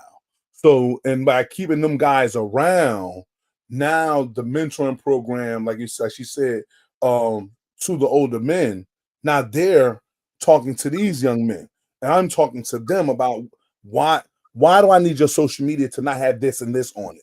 Why do I need to make sure that when you talk to them, you're talking like to them, not to them? Okay. Like, not at them. So it's those things that I do with my trainers, with some of my older people, my older ladies that are around, hey, what's going on in work? I ain't see you post nothing about that job. Is you making money out there? Because I ain't helping you no more.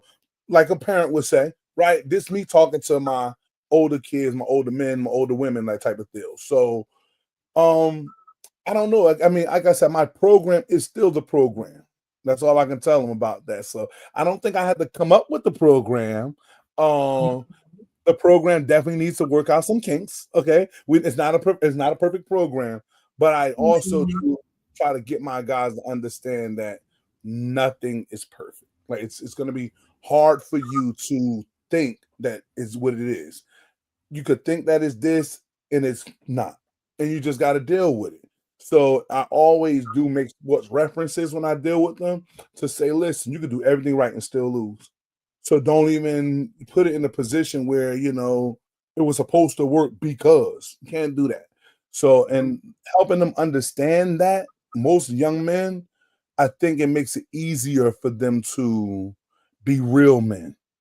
If that, I'm trying to do it as safe as I can, right? Like if you understand that, then you'll understand how to be a real man. Like I said, like I told you, mine is what? Lost it all. And then realized that I didn't lose a damn thing because I was still here. So now get right. And so that's what that is. I had to realize what I'm doing makes sense. What I'm doing is for the betterment of not just myself, but my legacy and the guys that's going to be following me. And paying it forward is just, somebody did it for me. So like, I'm gonna charge somebody, like we talked about ancestors, we talked about slavery, like that was paying it forward. You got shot, you was trying to read. Now you can read, right? So it's one of those things too. You couldn't play baseball until somebody went out, and we got integrated sports and stuff. So somebody paid it forward. So now I'm teaching my guys, like, don't let it go in vain. Like, we got so much knowledge, so many resources within ourselves. Don't let it just go away. Give it to somebody. Give it out. Give it back. Because if you give it back where you made it to a success at 30, somebody else might make it a success at 25. He's going to give it back. Somebody else might make it a success at 20. Who knows? Somebody make it 40 years old. A lot of millionaires happen because they kind of got to go through certain things. Cool. But it's just one of those things where you have to just, like I said, help people understand that communication is vital. You have to help people understand that, to be honest with themselves.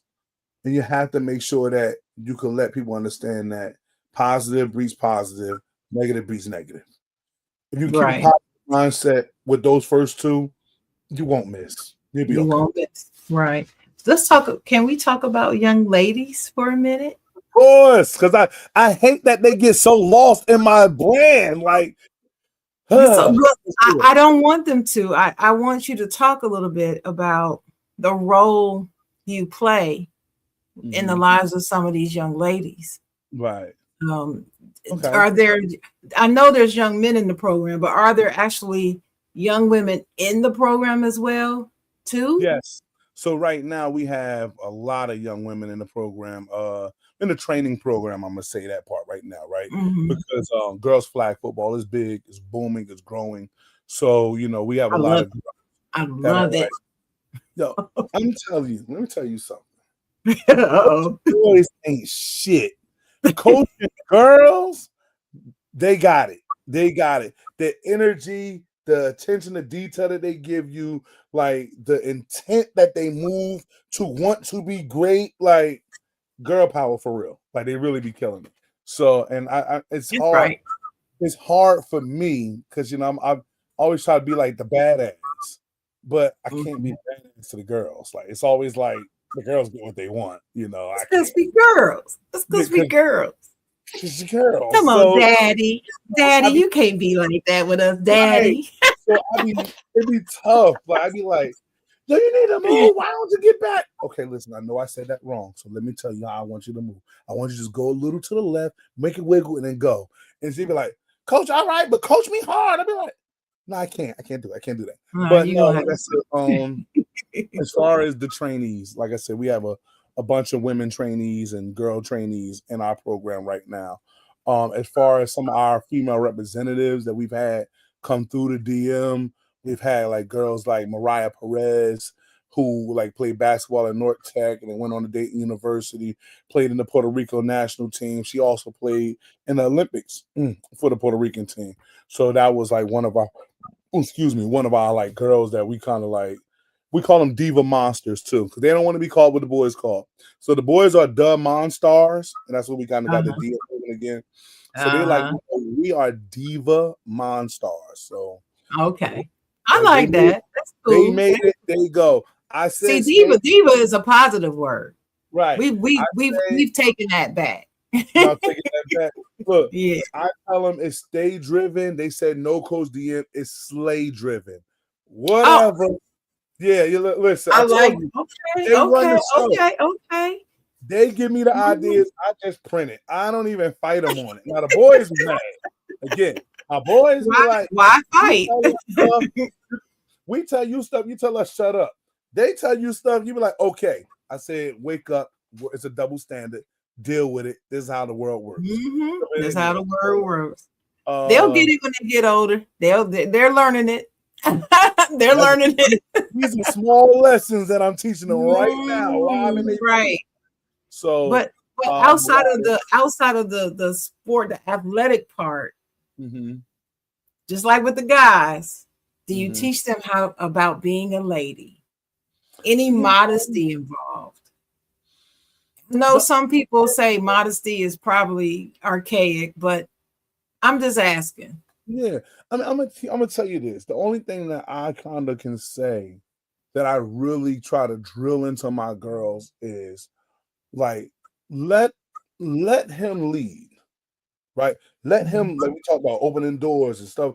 Let him, give him an opportunity to do it. Now, if he don't know, he showed you something, so read him. But let's see where he takes you, right? Let's see if he has a vision that can be something that you can build with, right?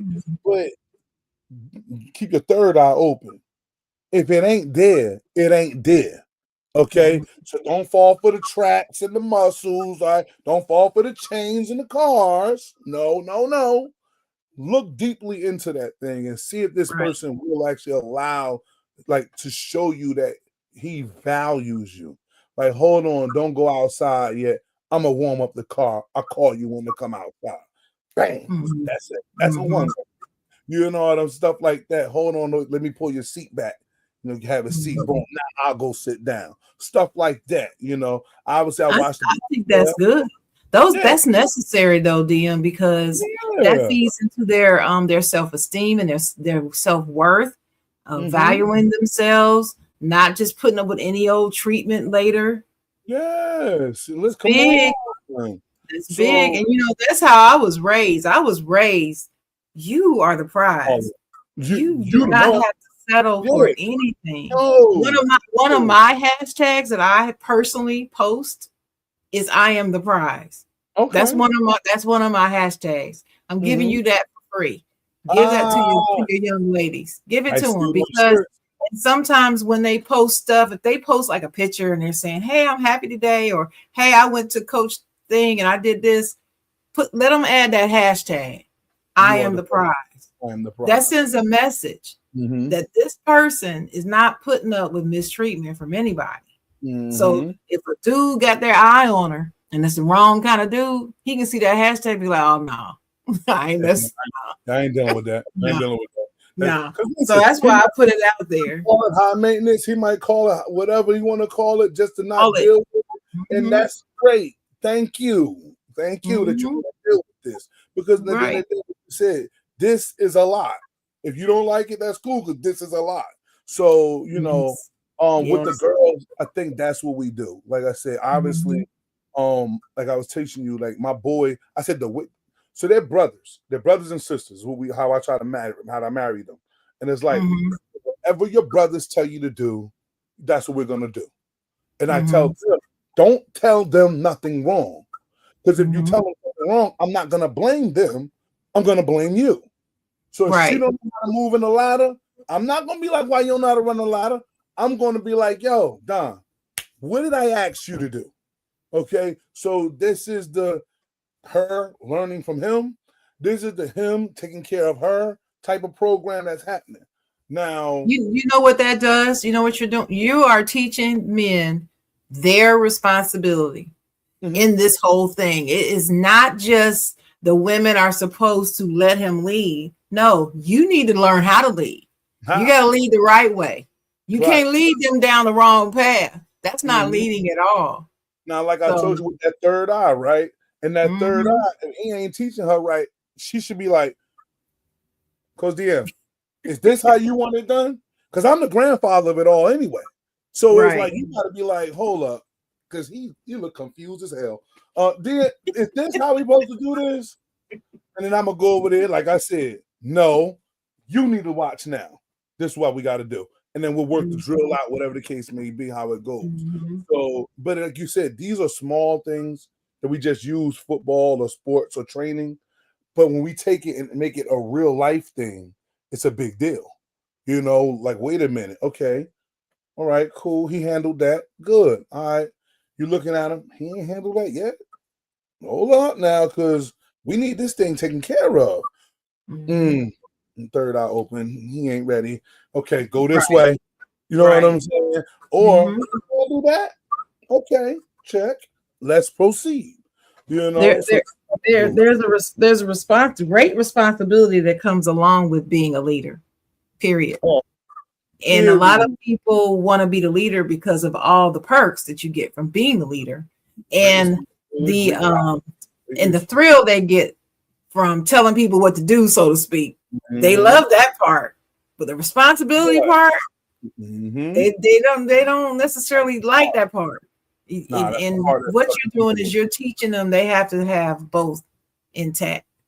If you can enjoy the thrill of giving instruction, but you gotta respect the responsibility, because as a leader, the people are looking at you. Yeah, because you're responsible. Yeah, for them the wrong way. They're not going to be mad at them. They're like, why'd you teach them that? So that's what it is. Same thing with me. Like, if he don't teach her right, then it comes back to who? Comes back to me. So then I got to make sure that everybody's understanding how it should be done, and then let them teach it out, let her work it out, and then it's cool. And then, like I said, I got sometimes, I told you how so driven them girls are. Sometimes they teaching the boys, right? Like how it always goes. It was like, yo, look, we running like this. Coach said, put your foot on the line and set up like that. You wrong. And I'd be like, all right, girl, get his ass. So we girls in sports tend to be more fundamentally driven anyway. If the way that you say do this is A, B, C, D, E, we're not gonna do A, B, C, E and leave out the D. We're gonna do what you say. At least to get used to learning how to do it. Now, if later on we need to leave D out, okay, but we're not going to do it when we're trying to learn. We're not going to tell you like we know more than you. We don't do that. That's why I always talk about the WNBA being more fundamentally sound basketball. When you watch those ladies play, they play the game. They play the game the way the game is supposed to be played. And that's why I love watching it. Right? Okay. Duncan, who gives a care about a Duncan when I can see a nice fadeaway or I can see a nice Euro. I like a nice Euro. I love to see that. I don't have to, it doesn't have to be a dunk for me. I don't know what it y'all gotta, maybe we'll talk about this after the show, but y'all get to tell me what it is about dunking that y'all just got to have it. It's like sex. They gotta have dunking in basketball. If I don't see at least 15 dunks in the basketball game, I'm bored. I'm like, what? Like, I'm gonna say this. I learned a real good lesson in coaching watching Vanessa Watson. She coached at Malcolm X Shabazz High School when the girls basketball was pretty much nationally ranked, right? And I'm watching these young ladies, and some of them were going to schools like Georgia Tech. Someone went to school like Syracuse, South Carolina, Rutgers. It was going all over the place. So I went to the practice with Miss Watson, and I'm watching her work these girls out, and they was doing bounce pass for about 20 minutes. Then they did chest pass, 20 minutes. Layup drill, 20 minutes. And I'm watching this, what somebody would say probably the most boring practice, right? I said, Miss Watson, as talented these girls are, why aren't you doing this? She said, because when that athleticism runs out, the fundamentals is what they're going to have to lean on to win games. Being sharp in your fundamentals, like you was talking about, like real fundamental basketball, like really running the play all the way through, not just the first option, slam dunk, call it a day. Nope. The good teams are going to take that first option away. They got to learn how to be fundamentally sound. No, with that, the Magic Johnson, none of those. No. Hey, I was just about to bring up Magic though. The first person I actually ever heard say that was Magic Johnson, because I used to go to his basketball camp in the summers up there at Michigan State, that's one of the things I remember him pressing on those kids. If you can't dribble a ball, then you can't play basketball. Because even the reason why I'm able to do all these no-look passes and stuff, because I know where the ball is and I can handle the ball. And so he was having them do this drill. It wasn't even bouncing yet. It was about taking care of the ball in your hand and the palm of your hand, and having to go back and forth, run up and down the court with this ball in a certain way without dropping it. That's what he did. And they were like, why are we doing this? We're not even dribbling. Why are we doing this? Yeah. And he was right there with it. He's like, you can't get to this. You can't get to this if you can't do this. Right here. Yeah, so, he's the first person I heard really, really teach that to some kids before. Fundamentals. So that's what NBA's missing, right? Like you just saying, there's no fundamentals. There's no, real system to it. Like you said, you run up and down the court. You could shoot from the logo, you could jump from the free throw line, or whatever you got to do to score. But in the women's field, no. You got to run a set.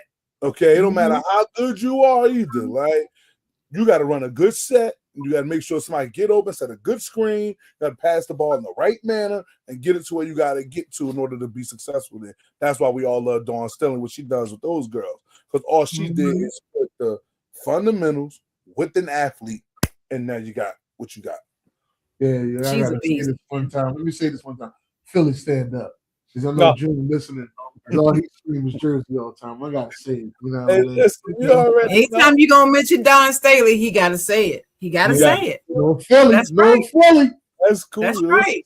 She one of them ones, man. She definitely one of them ones that put that fundamental part together to go with the athleticism. And I mean, that's why her teams look where they look year in and year out. Gino, we talked about, system. I was going to say Gino, yep. Gino's system in UConn has been the system forever. And so it's just like, I think those things, honestly, those schools like that, the NIL won't ever be able to touch them. They'll never be able to break them because there's a certain level of success that's there that people at the end of the day they want money, but they definitely want to win. Nobody don't want to be called a loser. So those programs, they're gonna stay those programs for a good while. Now you're gonna have some Jack in the Box programs too, due to the NIL. So it is what it is. All right, that's cool. I'm not touching that. No, I'm not saying a word. I didn't want you to touch it. I just put I'm it not like commenting on that. But I got one more question, Dennis. I want to ask you. Go ahead. Do you have people that are helping you out with your organization that don't live locally, like from out of the area? Is there a way that they can help? If not, is there a way that anybody can help if they don't live there? I'm asking because this is the era of, digital era. So I'm just asking, virtual era. Right. I mean, I say this. The first thing we're talking about support, right? So sharing is free. Sharing content is free.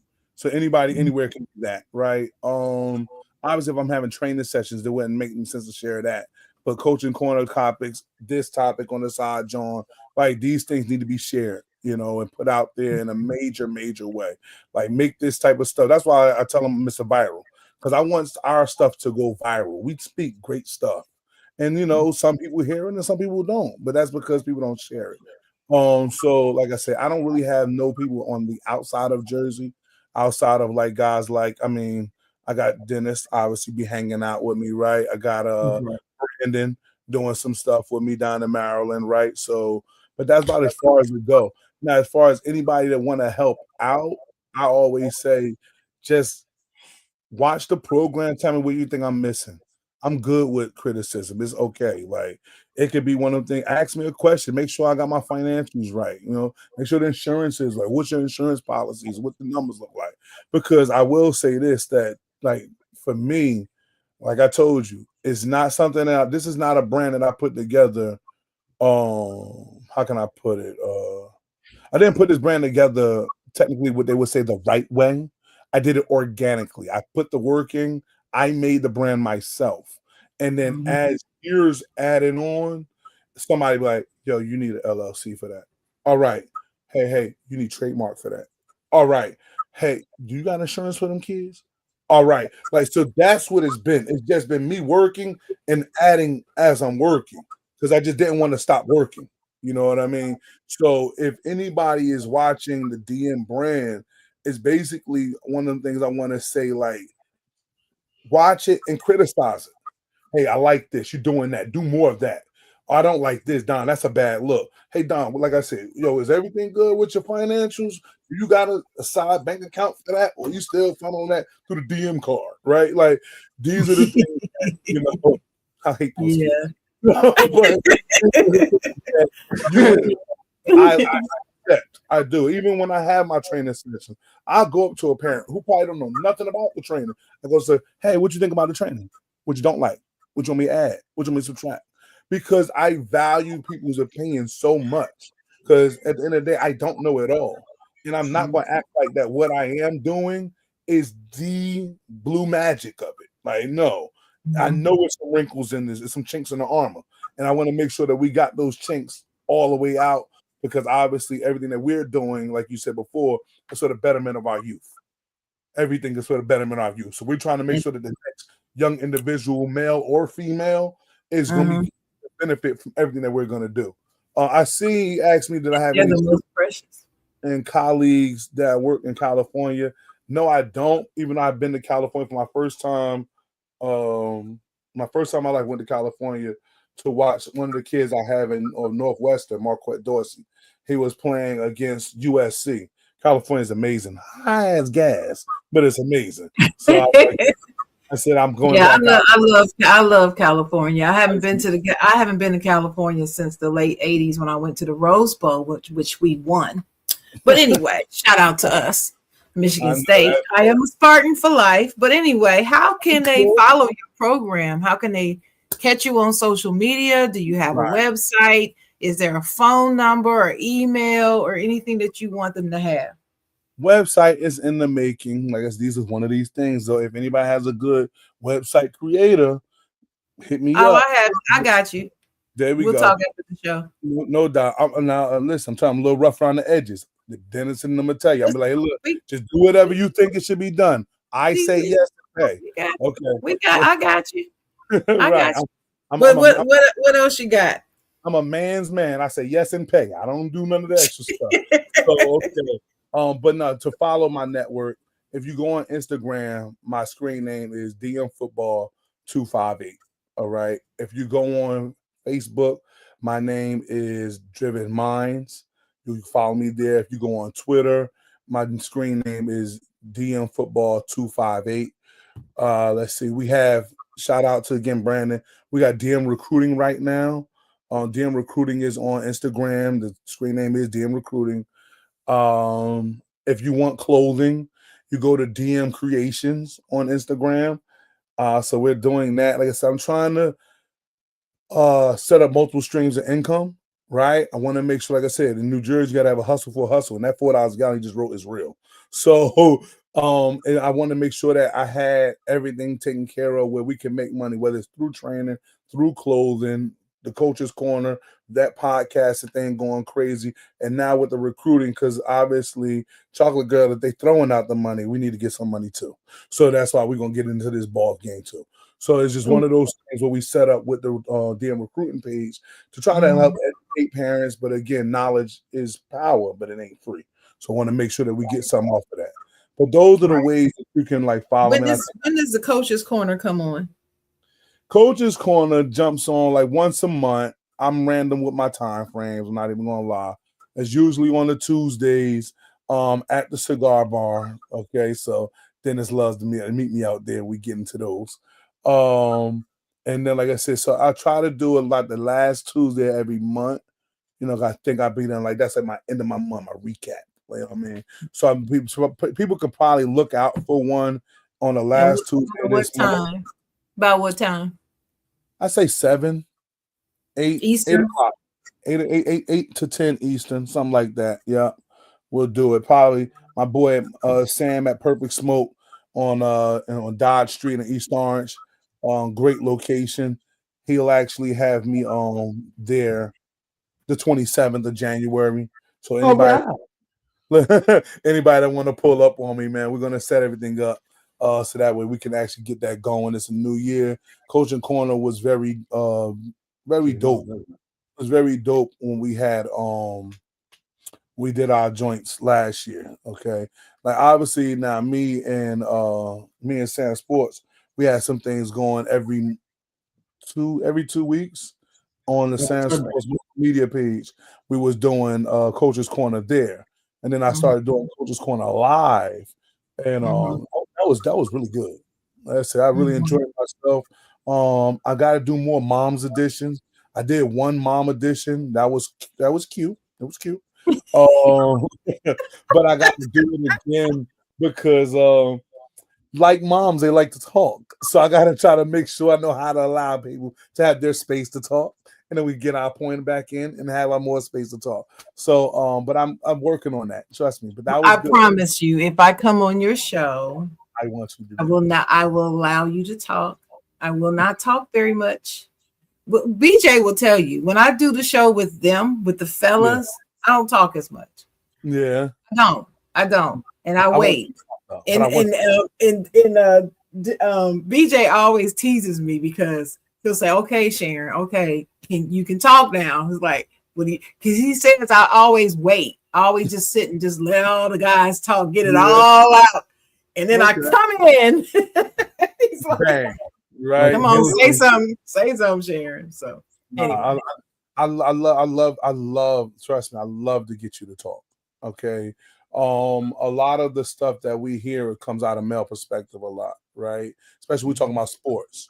Okay. So I love to hear women talk into sports because one, I want to know what they know for real, right? And the other thing I want to know is like, well, maybe you can teach me something, right? Because again, it's coming from a different perspective. You know, maybe you can teach me something about the girls and we teach something about the boys. So that's why I said I would love to hear you talk. even though I know people probably didn't like our conversation earlier, I loved it earlier. Okay, Oh, I loved it too. Yeah. I just kept posting that because I didn't want you to think I was trying to demean you in any way. No, not at or all. be argumentative. I had somebody text me talking about you sound argumentative. I'm like, no, this is not what we do. This is called discussions. It's healthy debate. It's just healthy debate. And I welcome people of different opinions. In fact, Dennis, is BJ ever gonna bring that Monday show back? That Monday show was great. What Monday show y'all had? You know what I'm talking about? I know what you're talking about. I used to I know he listened. I know he listened, and I didn't want to answer for him. I want him to answer. I missed that show. I missed it because it was debating situations, but it was friendly debate. Yes, no, you need. I got a question to ask you, DM. Since I'm waiting on his comment, and he act like he want to take all day to comment. You know what I mean? How does it feel being on the Sam Sports Network? I want to know. How does it feel to be on? You've been about a year and a half. How does it feel? It's been a while. So I'm gonna say this. It took an adjustment. One, I don't like sir. Sir means is like you trying like you mad at me, and I want to know why you mad, so we get that out the way. When I had to realize that no, that's just his hello. That's just him. Right, that's his hello. So I had to learn how to deal with the word sir. Like I don't do sir, but you know that was cool. That was cool. Sir. But I'm telling you, it's fun. I ain't gonna lie to you. It's fun working with him, building with him, because he has a perspective that he comes from, right? And especially being in Maryland and me being in Jersey, I have a whole nother perspective where I come from. So sometimes we get to talking and healthy discussions like we just talked about, right, Charlie girl? We'll have a bunch of those where it seems like we just stuck on our points and it'd be the same point. But we won't know it's the same point until like, you know, the next day or something. He'd be like, no, saying the same thing, different way. Yeah, that's it. So that's how that goes with that, you know. So it's been cool. I mean, like to have a person that you can really like reach out to, talk, and then talk like, and then be like talk to him about regular life too. Like, yo, how's your day? How's your day, Don? Like that's cool too. So working on the Sandsport Network, I can't hold you, man. It's been dope. It's been really dope. It's actually opened up some doors for me in this whole world of just podcasting, knowing how to talk in front of the cameras and stuff like that. It's helped me get my whole who's Donald Massey out to the world. Okay. A lot of people just knew Coach Don. That's it, you know. So, and honestly, like this today, getting that interview off and telling my story. Like I'd love to tell my story. I do, because I understand that my story can help somebody. So I don't never not want to not tell my story of where I failed or where I felt like I lost. I love that part, man. That's why you heard me say about 2-3 times within our discussion. So, you know, he has allowed me to do that with this network. So I'm cool with it. I also be charging him to tell him that I need him to tighten this network up, though. Like we got to change up some things. We got to hold people accountable. You can't just be friends. You got to be business, you know. So I know with that, B struggles with it. So it's like one of them things where we don't have a problem with speaking on our struggles. We don't have a problem with speaking on things that we need to fix, and we actually try to work on those things. So you know, it's cool. But like I told you, the one thing that had me going, like that was burning my grits, that sir was burning my grits. I'm gonna tell you. But DM, at least you got to be on the network. You know, listen, and I'm mad about that because I remember you were saying that when you first got on the show. You like, I ain't even get on the network, so I don't know what's happening there. At least you in there. But go ahead, Dennis. I didn't mean to cut you off. Go ahead, Dennis. I'm gonna tell you what pissed me off, right? Mm-hmm. And mind you, I want to say this was not even 3 months in, okay, to the Sam Sports Network. I got fired. Then I started noticing I get fired a lot. So I started noticing I got fired within the first 3 months. I was like, who the fuck is you to fire me? He ain't no paycheck in. He was like, there's a check coming. I said, well, until it get here, nigga, I ain't fired. That's how it was. Like, fire me. Who the fuck is you? And I realized, no, have 90% of the fires I need. I ain't gonna lie to you. Yeah. That's because you be acting up, Dennis. You be acting up. I be acting up. It shaped me up to be who I am today. And the one thing I like about him is he ain't no favoritism or nothing. He fired everybody. Yeah, Everybody fired. Yeah, everybody's getting fired. Yeah. But he don't want nobody to go nowhere. Did he- He fired everybody. Did he rehire AB? Is he back there yet? Did he rehire AB? Always rehired. AB do more quit than he get fired. To be honest with you. He fired like 3 times a week. Yeah. Like I said to him, I said it's certain things that we do in the network. Everybody's shows that we're running and hosting and doing. Like we have to be held to a standard, right? We have to be held accountable for why we're here. We can't just be doing it just to be doing it, right? We have to be doing this thing with an intent. And so, like I tell him all the time, like I don't care if my logo is the same logo all year. Next year it's got to be a different logo. We got to find a way to spark and jazz my stuff up. And even if it's not the logo, I need the intro to be different, just something. I like to keep up. I like to keep moving, right? And so I also want to make sure that I tell them too. I'll be like, yo, listen, yo, I don't like that such and such ain't in moving on this right here. We need to get that going. That's a good hit. We need to pump them up. So I just like the fact that I got somebody that I can talk clearly to, and it don't get looked at like, yo, you ain't got to say that, Right? You know, But you could say we need to pump them up all you want to, but all the pumping in the world ain't gonna get that balloon to blow up. That's all I'm saying. Then you pop it and you get rid of it. The balloon got a hole in it, ain't gonna blow up. Then you pop it and get rid of it. You know what I mean? But it can't be dead balloons in the network. The only way it grows if everybody's working towards growth. Now, if you ain't working towards growth, we just wasting time. But then I tell them also, hey, listen, if we wasting time, you better be getting paid because you can't be wasting everything. You already know. I got fired, Joe. You know what I'm saying? I ain't get fired.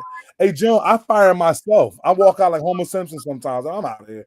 I ain't got time for this. Like this. DM got fired. DM got fired. DM got fired. You know what I'm saying? I think he came to one of his own shows late. Yeah, he got fired. Yeah, he got fired. I remember that. Listen, I check on see who get fired. Okay, because I ain't gonna be the only one around here getting fired. That's he got. I see he fired some of the kids. I said, all right. I ain't that bad no more. All right. Yeah, nah, you ain't alone. We done all been fired. We all been fired. Like I said, he's scared to be by himself, so we all come right back. Feel me? Yeah.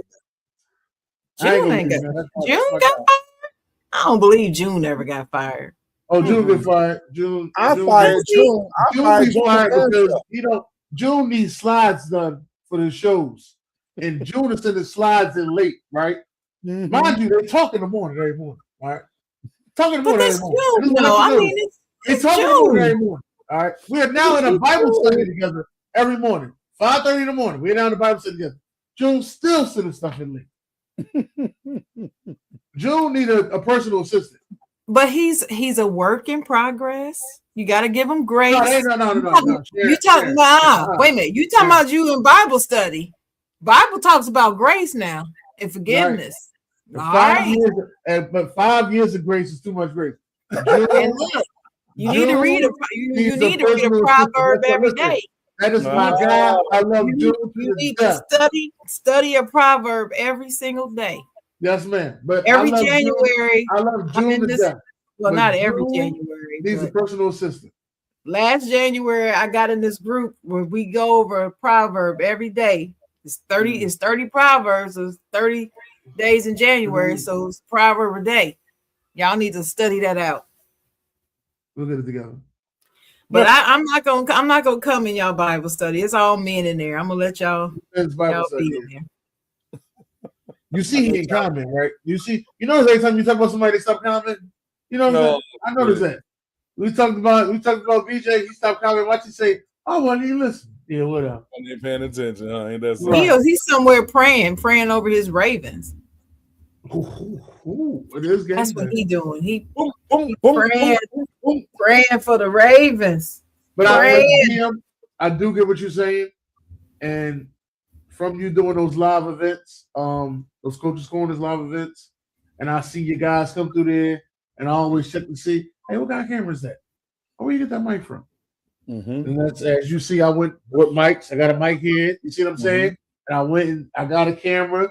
I went and bought this laptop. They laughed at me about this laptop because at first the camera wasn't working on a laptop. It was like, where you get the laptop from? I got it from Best Buy. Oh, that's why it don't work. How much you paying for it? $200. That's another reason why who buys a $200 laptop? It was getting on me. I didn't even know they had $200 laptops. On Black Friday, I haven't seen a laptop less than $500 in years. On Black Friday, they do. I haven't seen it. Not even on Black Friday. I just haven't seen it. The laptop that I'm using right now, I paid less than $500 for it. Okay. About 6 years ago. 7 years ago. The laptop I had. Time for another one. This is working fine. It's working fine. But the laptop you see me when we was together, I got that 7 years ago. That one was like $800. This one is a smaller version of that. Okay. The towels are swinging. That's for OG. OG told me to wave my towels. Hey, y'all, congratulations to the Steelers' 50th anniversary of the terrible towel this year, 1975. I mean, last year. Joe said he is a work in progress.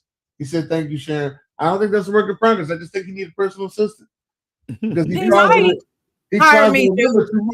June, I gotta get another side hustle. Rent went up. No. You gotta buy a new car. Hold on, Sharon. I think I'm gonna get you a job. I know the job you need to get. You need to be Natalie's Nunn, PR, the director of assist or whatever it is. Natalie Nunn. All right. I know you like who's Natalie Nunn. I know you're gonna say, don't worry about it. You're gonna see the video. Well, just hook it up because, like I said, rent went up. I gotta buy a new car. I'm gonna send you the video. When I send you the video, buy a new car. My transmission went out. Gotta get a new car. I'm gonna say to your words. When you see how this chick answers this question, that's how you always say. And this chick, that's your line right there. When you see how this chick answer this question, because she was on Cam Newton podcast, Funky Friday, and he asked her one simple question. He asked one simple question. He said, the baddies girl. He asked her, why would a man want to date a baddie? And she couldn't answer. Mm-hmm. And I said, she need a PR team. She need a better PR team.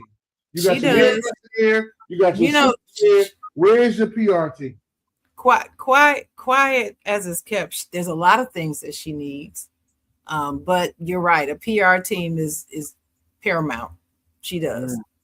Oh, you seen that? Video? I did see it because I didn't know who she was. Didn't know who she was, and I was like, if somebody put something in the comment, and I said, but Jess got more vibration than her. I don't even know who she is. Who is she?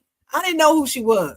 Well, now that people tell me she's on the baddies, I know why I don't watch reality TV like that.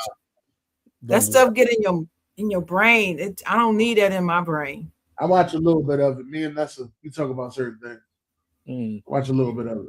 I can't touch it. I have watched TV. I don't even watch TV, man. Where it's born. I don't know. I work.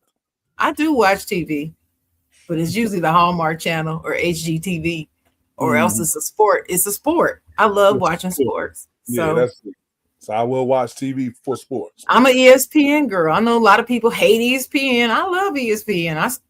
I still do. I watch it. Yeah. I'm trying to get into NBC Sports. I'm really trying because a whole lot of my folks is over there now. So, and then I watch the NBA Network. I watch the NFL Network. I watch Good Morning Football. I love Good Morning Football. I just love that show. So, anyway. He said in the show, why you mention that girl on this network? Dennis, I think BJ gonna fire you too. Once he hear about it. I just didn't even know. I still don't know her name. So that's why when you say her name, I don't know her name. But anyway. Natalie who? Natalie Nunn. Lund? Oh, Nunn. None. Like you ain't getting none. None. She ain't got none. She ain't got none. No. But anyway. But she got a pretty good hustle going. So I got to give her that.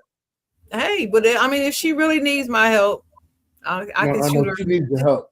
Just tell me how I can get in touch with her, Dennis, and get my stuff, my credentials to her, because I do have the credentials to help her. And I think that's your lane right there. To get people well prepared for interviews so they don't go out saying BS like that. And stuff like this out the side of the neck. No, not out the side of the neck. That's the first thing. June said, I don't want to know her. Soon as he answered that question, I don't want to know her. I said, I want the check though, June. So I gotta get to know her now. No, I really like to help people like that. Like I long said I want to be Fantasia's publicist. I've always said I want to be Fantasia's publicist because I love her so much, and I feel whoever her publicist has been hasn't done right by her. That's just how I feel. Okay. So don't think I haven't try to reach out through her fan club and her thing. I've done it. It's time for me to do it again. Love me some Fantasia. Now, DM, I'm glad you told us that you got another school just going to 27. I'll make sure I take that day off work. I don't think they're gonna give it to me, but I'm gonna make sure I try to take that day off work. Okay. So I can make my way to Jersey. But besides that, how is it with this recruiting thing? Because you're going from school to school to school to school. Like I'm seeing you in Northwestern, and then you're back down at Rutgers, and then you're at Temple, and now you're in Virginia. Like, how did this come about? Through all that. Man, listen. When they recruiting your kids, man, you got to be present, right? So that's how it goes. That's me traveling around with the young athletes, showing the athletes the schools. Like you got some kids that just want to collect offers and offers and offers and don't even see the schools. So you got to take them to go see these schools. So that's what you get when you see me in the different places as a me taking the kid and the mom or dad, right, to see the school and talking about what does he be looking for at the school. Watch the attention that they give you at the school. Like, how are they allowing you to stand on the field, or do you got to go sit in the stands? Where in the stands are you sitting? Like these are the things you have to know when it comes to recruitment, because this is their, how can we call it? This is them trying to get to know you. So you'll know how much they value you by the way they treat you. So, that's why I go to all of those types of setups. And like I said before, just to really kind of help educate the parents, to help them understand that, it's bigger than money. All right. Don't come over here asking them for no goddamn money. Come in here trying to say they're going to really take care of your kid. All right. Because if they ain't going to take care of your kid, guess what they're going to do? They're going to give you a little bit of bag. They're going to get the fuck away. So, you don't want the relationship to be that. You want the relationship to be, I value Don so much that, listen, man, I need you here. And being here is more than money. Is making sure that you develop as a man, develop as an athlete, you develop as a student in a major way. Like my young man, Marquette Dorsey, that goes to Northwestern. The one thing that his head coach, David Braun, said throughout the recruiting process was, when you graduate from Northwestern, you're going to graduate a better man. That was the best selling point out of every school. And this kid had 25 offers. But that conversation with him was the biggest conversation that anybody could give us. Reason being, because it wasn't money motivated. Like, money motivation is not good. Okay. Easy come, like I said, somebody give you something, it's easy go. So you don't want it to be that. You want it to be to the point where, are they going to sow into you? Because why? Because these are the 4 years of your beginning adulthood. Me, your coach, your mom, everybody, we had you from the last 4 years getting to adult. Now this is the beginning stage of you being an adult. And we're not around. So I need to make sure that the person that we're going to actually leave you to can actually take care of you, or at least call us. Again, we want to make sure we have transparency. So I need to lead him. If he can't handle you, at least call me and be like, hey, you might want to get this fool. I can't deal with him. Great. I love that. At least there's some form of communication. But, that's why you see me traveling around, just to try to get these kids in front of these coaches and talking about what they need to be doing. Okay, that's good. That's good. I just saying, I want to know. And we all gotta go. Yes, yes, we do. Let's go ahead and get up on out of here. Y'all got any final words? The guest goes first. I don't want to get to chill out. Listen, like I said, man, start your day with positivity, end it with positivity, man. What drives you? find out what it is and run fast with it. Okay. I like to thank y'all for like letting me come in here and spill my little two guts. I can't be long-winded like a pastor, but I tried to tone it down a little bit today. So, again, I just want to make sure that, you tune in to the side, Jawn, whenever they have this show on. I'm guessing Saturday mornings, right? Stay tapped in with the DM network. Again, like I said, we're trying to do things in a major way and help improve not just our community, but just young people in general, right? And that's all I gotta say, man. Again, like I said, thank you, Sharon. Thank you, Den. You know what I'm saying? For, like I said, just allow me to spar with y'all a little bit today. I like it. I'm gonna have to come back out. Well, yeah, we would love to have you back. Like I was saying earlier, we have a lot of return guests. Most of our guests come back without hesitation. So I think it's time you know what, Dennis, we got to work on that. There's several guests we need to bring. We need to get scheduled to come back this first half of the year. But anyway, my final thoughts are: make sure that you look at yourself in the mirror and be honest with yourself about anything. You got to be honest with yourself. It's hard. I know. I mean, when I look at myself in the mirror, sometimes there's some things I don't even want to say, but you got to say it. You got to face it. You got to take that constructive criticism, especially if it's coming from somebody who truly loves you. If you know they really love you, listen. They may have it wrong, but still listen. Listen to it and don't dismiss it. See if there's any truth to it. But be honest with yourself. There's nobody there but you in the mirror and God. So start there. Looking at yourself in the mirror, tell yourself, I am the prize. I love me. I'm worth it. I'm enough. That's what I say in the mirror every day. It keeps me out of the dark places that I can slide into easily, because life be lifing, like you were saying, DM. Life be lifing. Life has always been lifing with me and is lifing with me right now. But I'm here and I showed up with a smile on my face because I can get real with myself in the mirror every morning. So I just read a proverb a day. If you believe in God and you believe in the Bible, read a proverb a day. If you don't, find something that inspires you for good, though, not for bad. So that's my thoughts for the day, Dennis. Okay. All right. Well, as I usually say to y'all, new year, new life. But you know something? I did a vision board this year. Went to a vision board party. I realized. You did? Yeah, I went to a vision board party. But we gotta do our vision board show. Yeah, I'm gonna have my vision board. I still got some stickers to put up, so by the time we do our show, it'll be finished. Okay. Go ahead. I will have to say I learned a lot from 2025 that's going to make me a little bit different in 2026, because now I'm starting to gather all the things that I need slowly. You know what I mean? Like I said, I went and got mics, went and got cameras, went and got another laptop, went and got things. So I'm going to be traveling with this traveling podcast a lot, because my eyes have been open to things, and seeing how people do things differently made me, wanting to go out and venture. So be on the lookout. Be on the lookout. It's coming fast, man. It's a new year. It's a new year. We already 3 days in. Side Jawn. God bless y'all. Great day.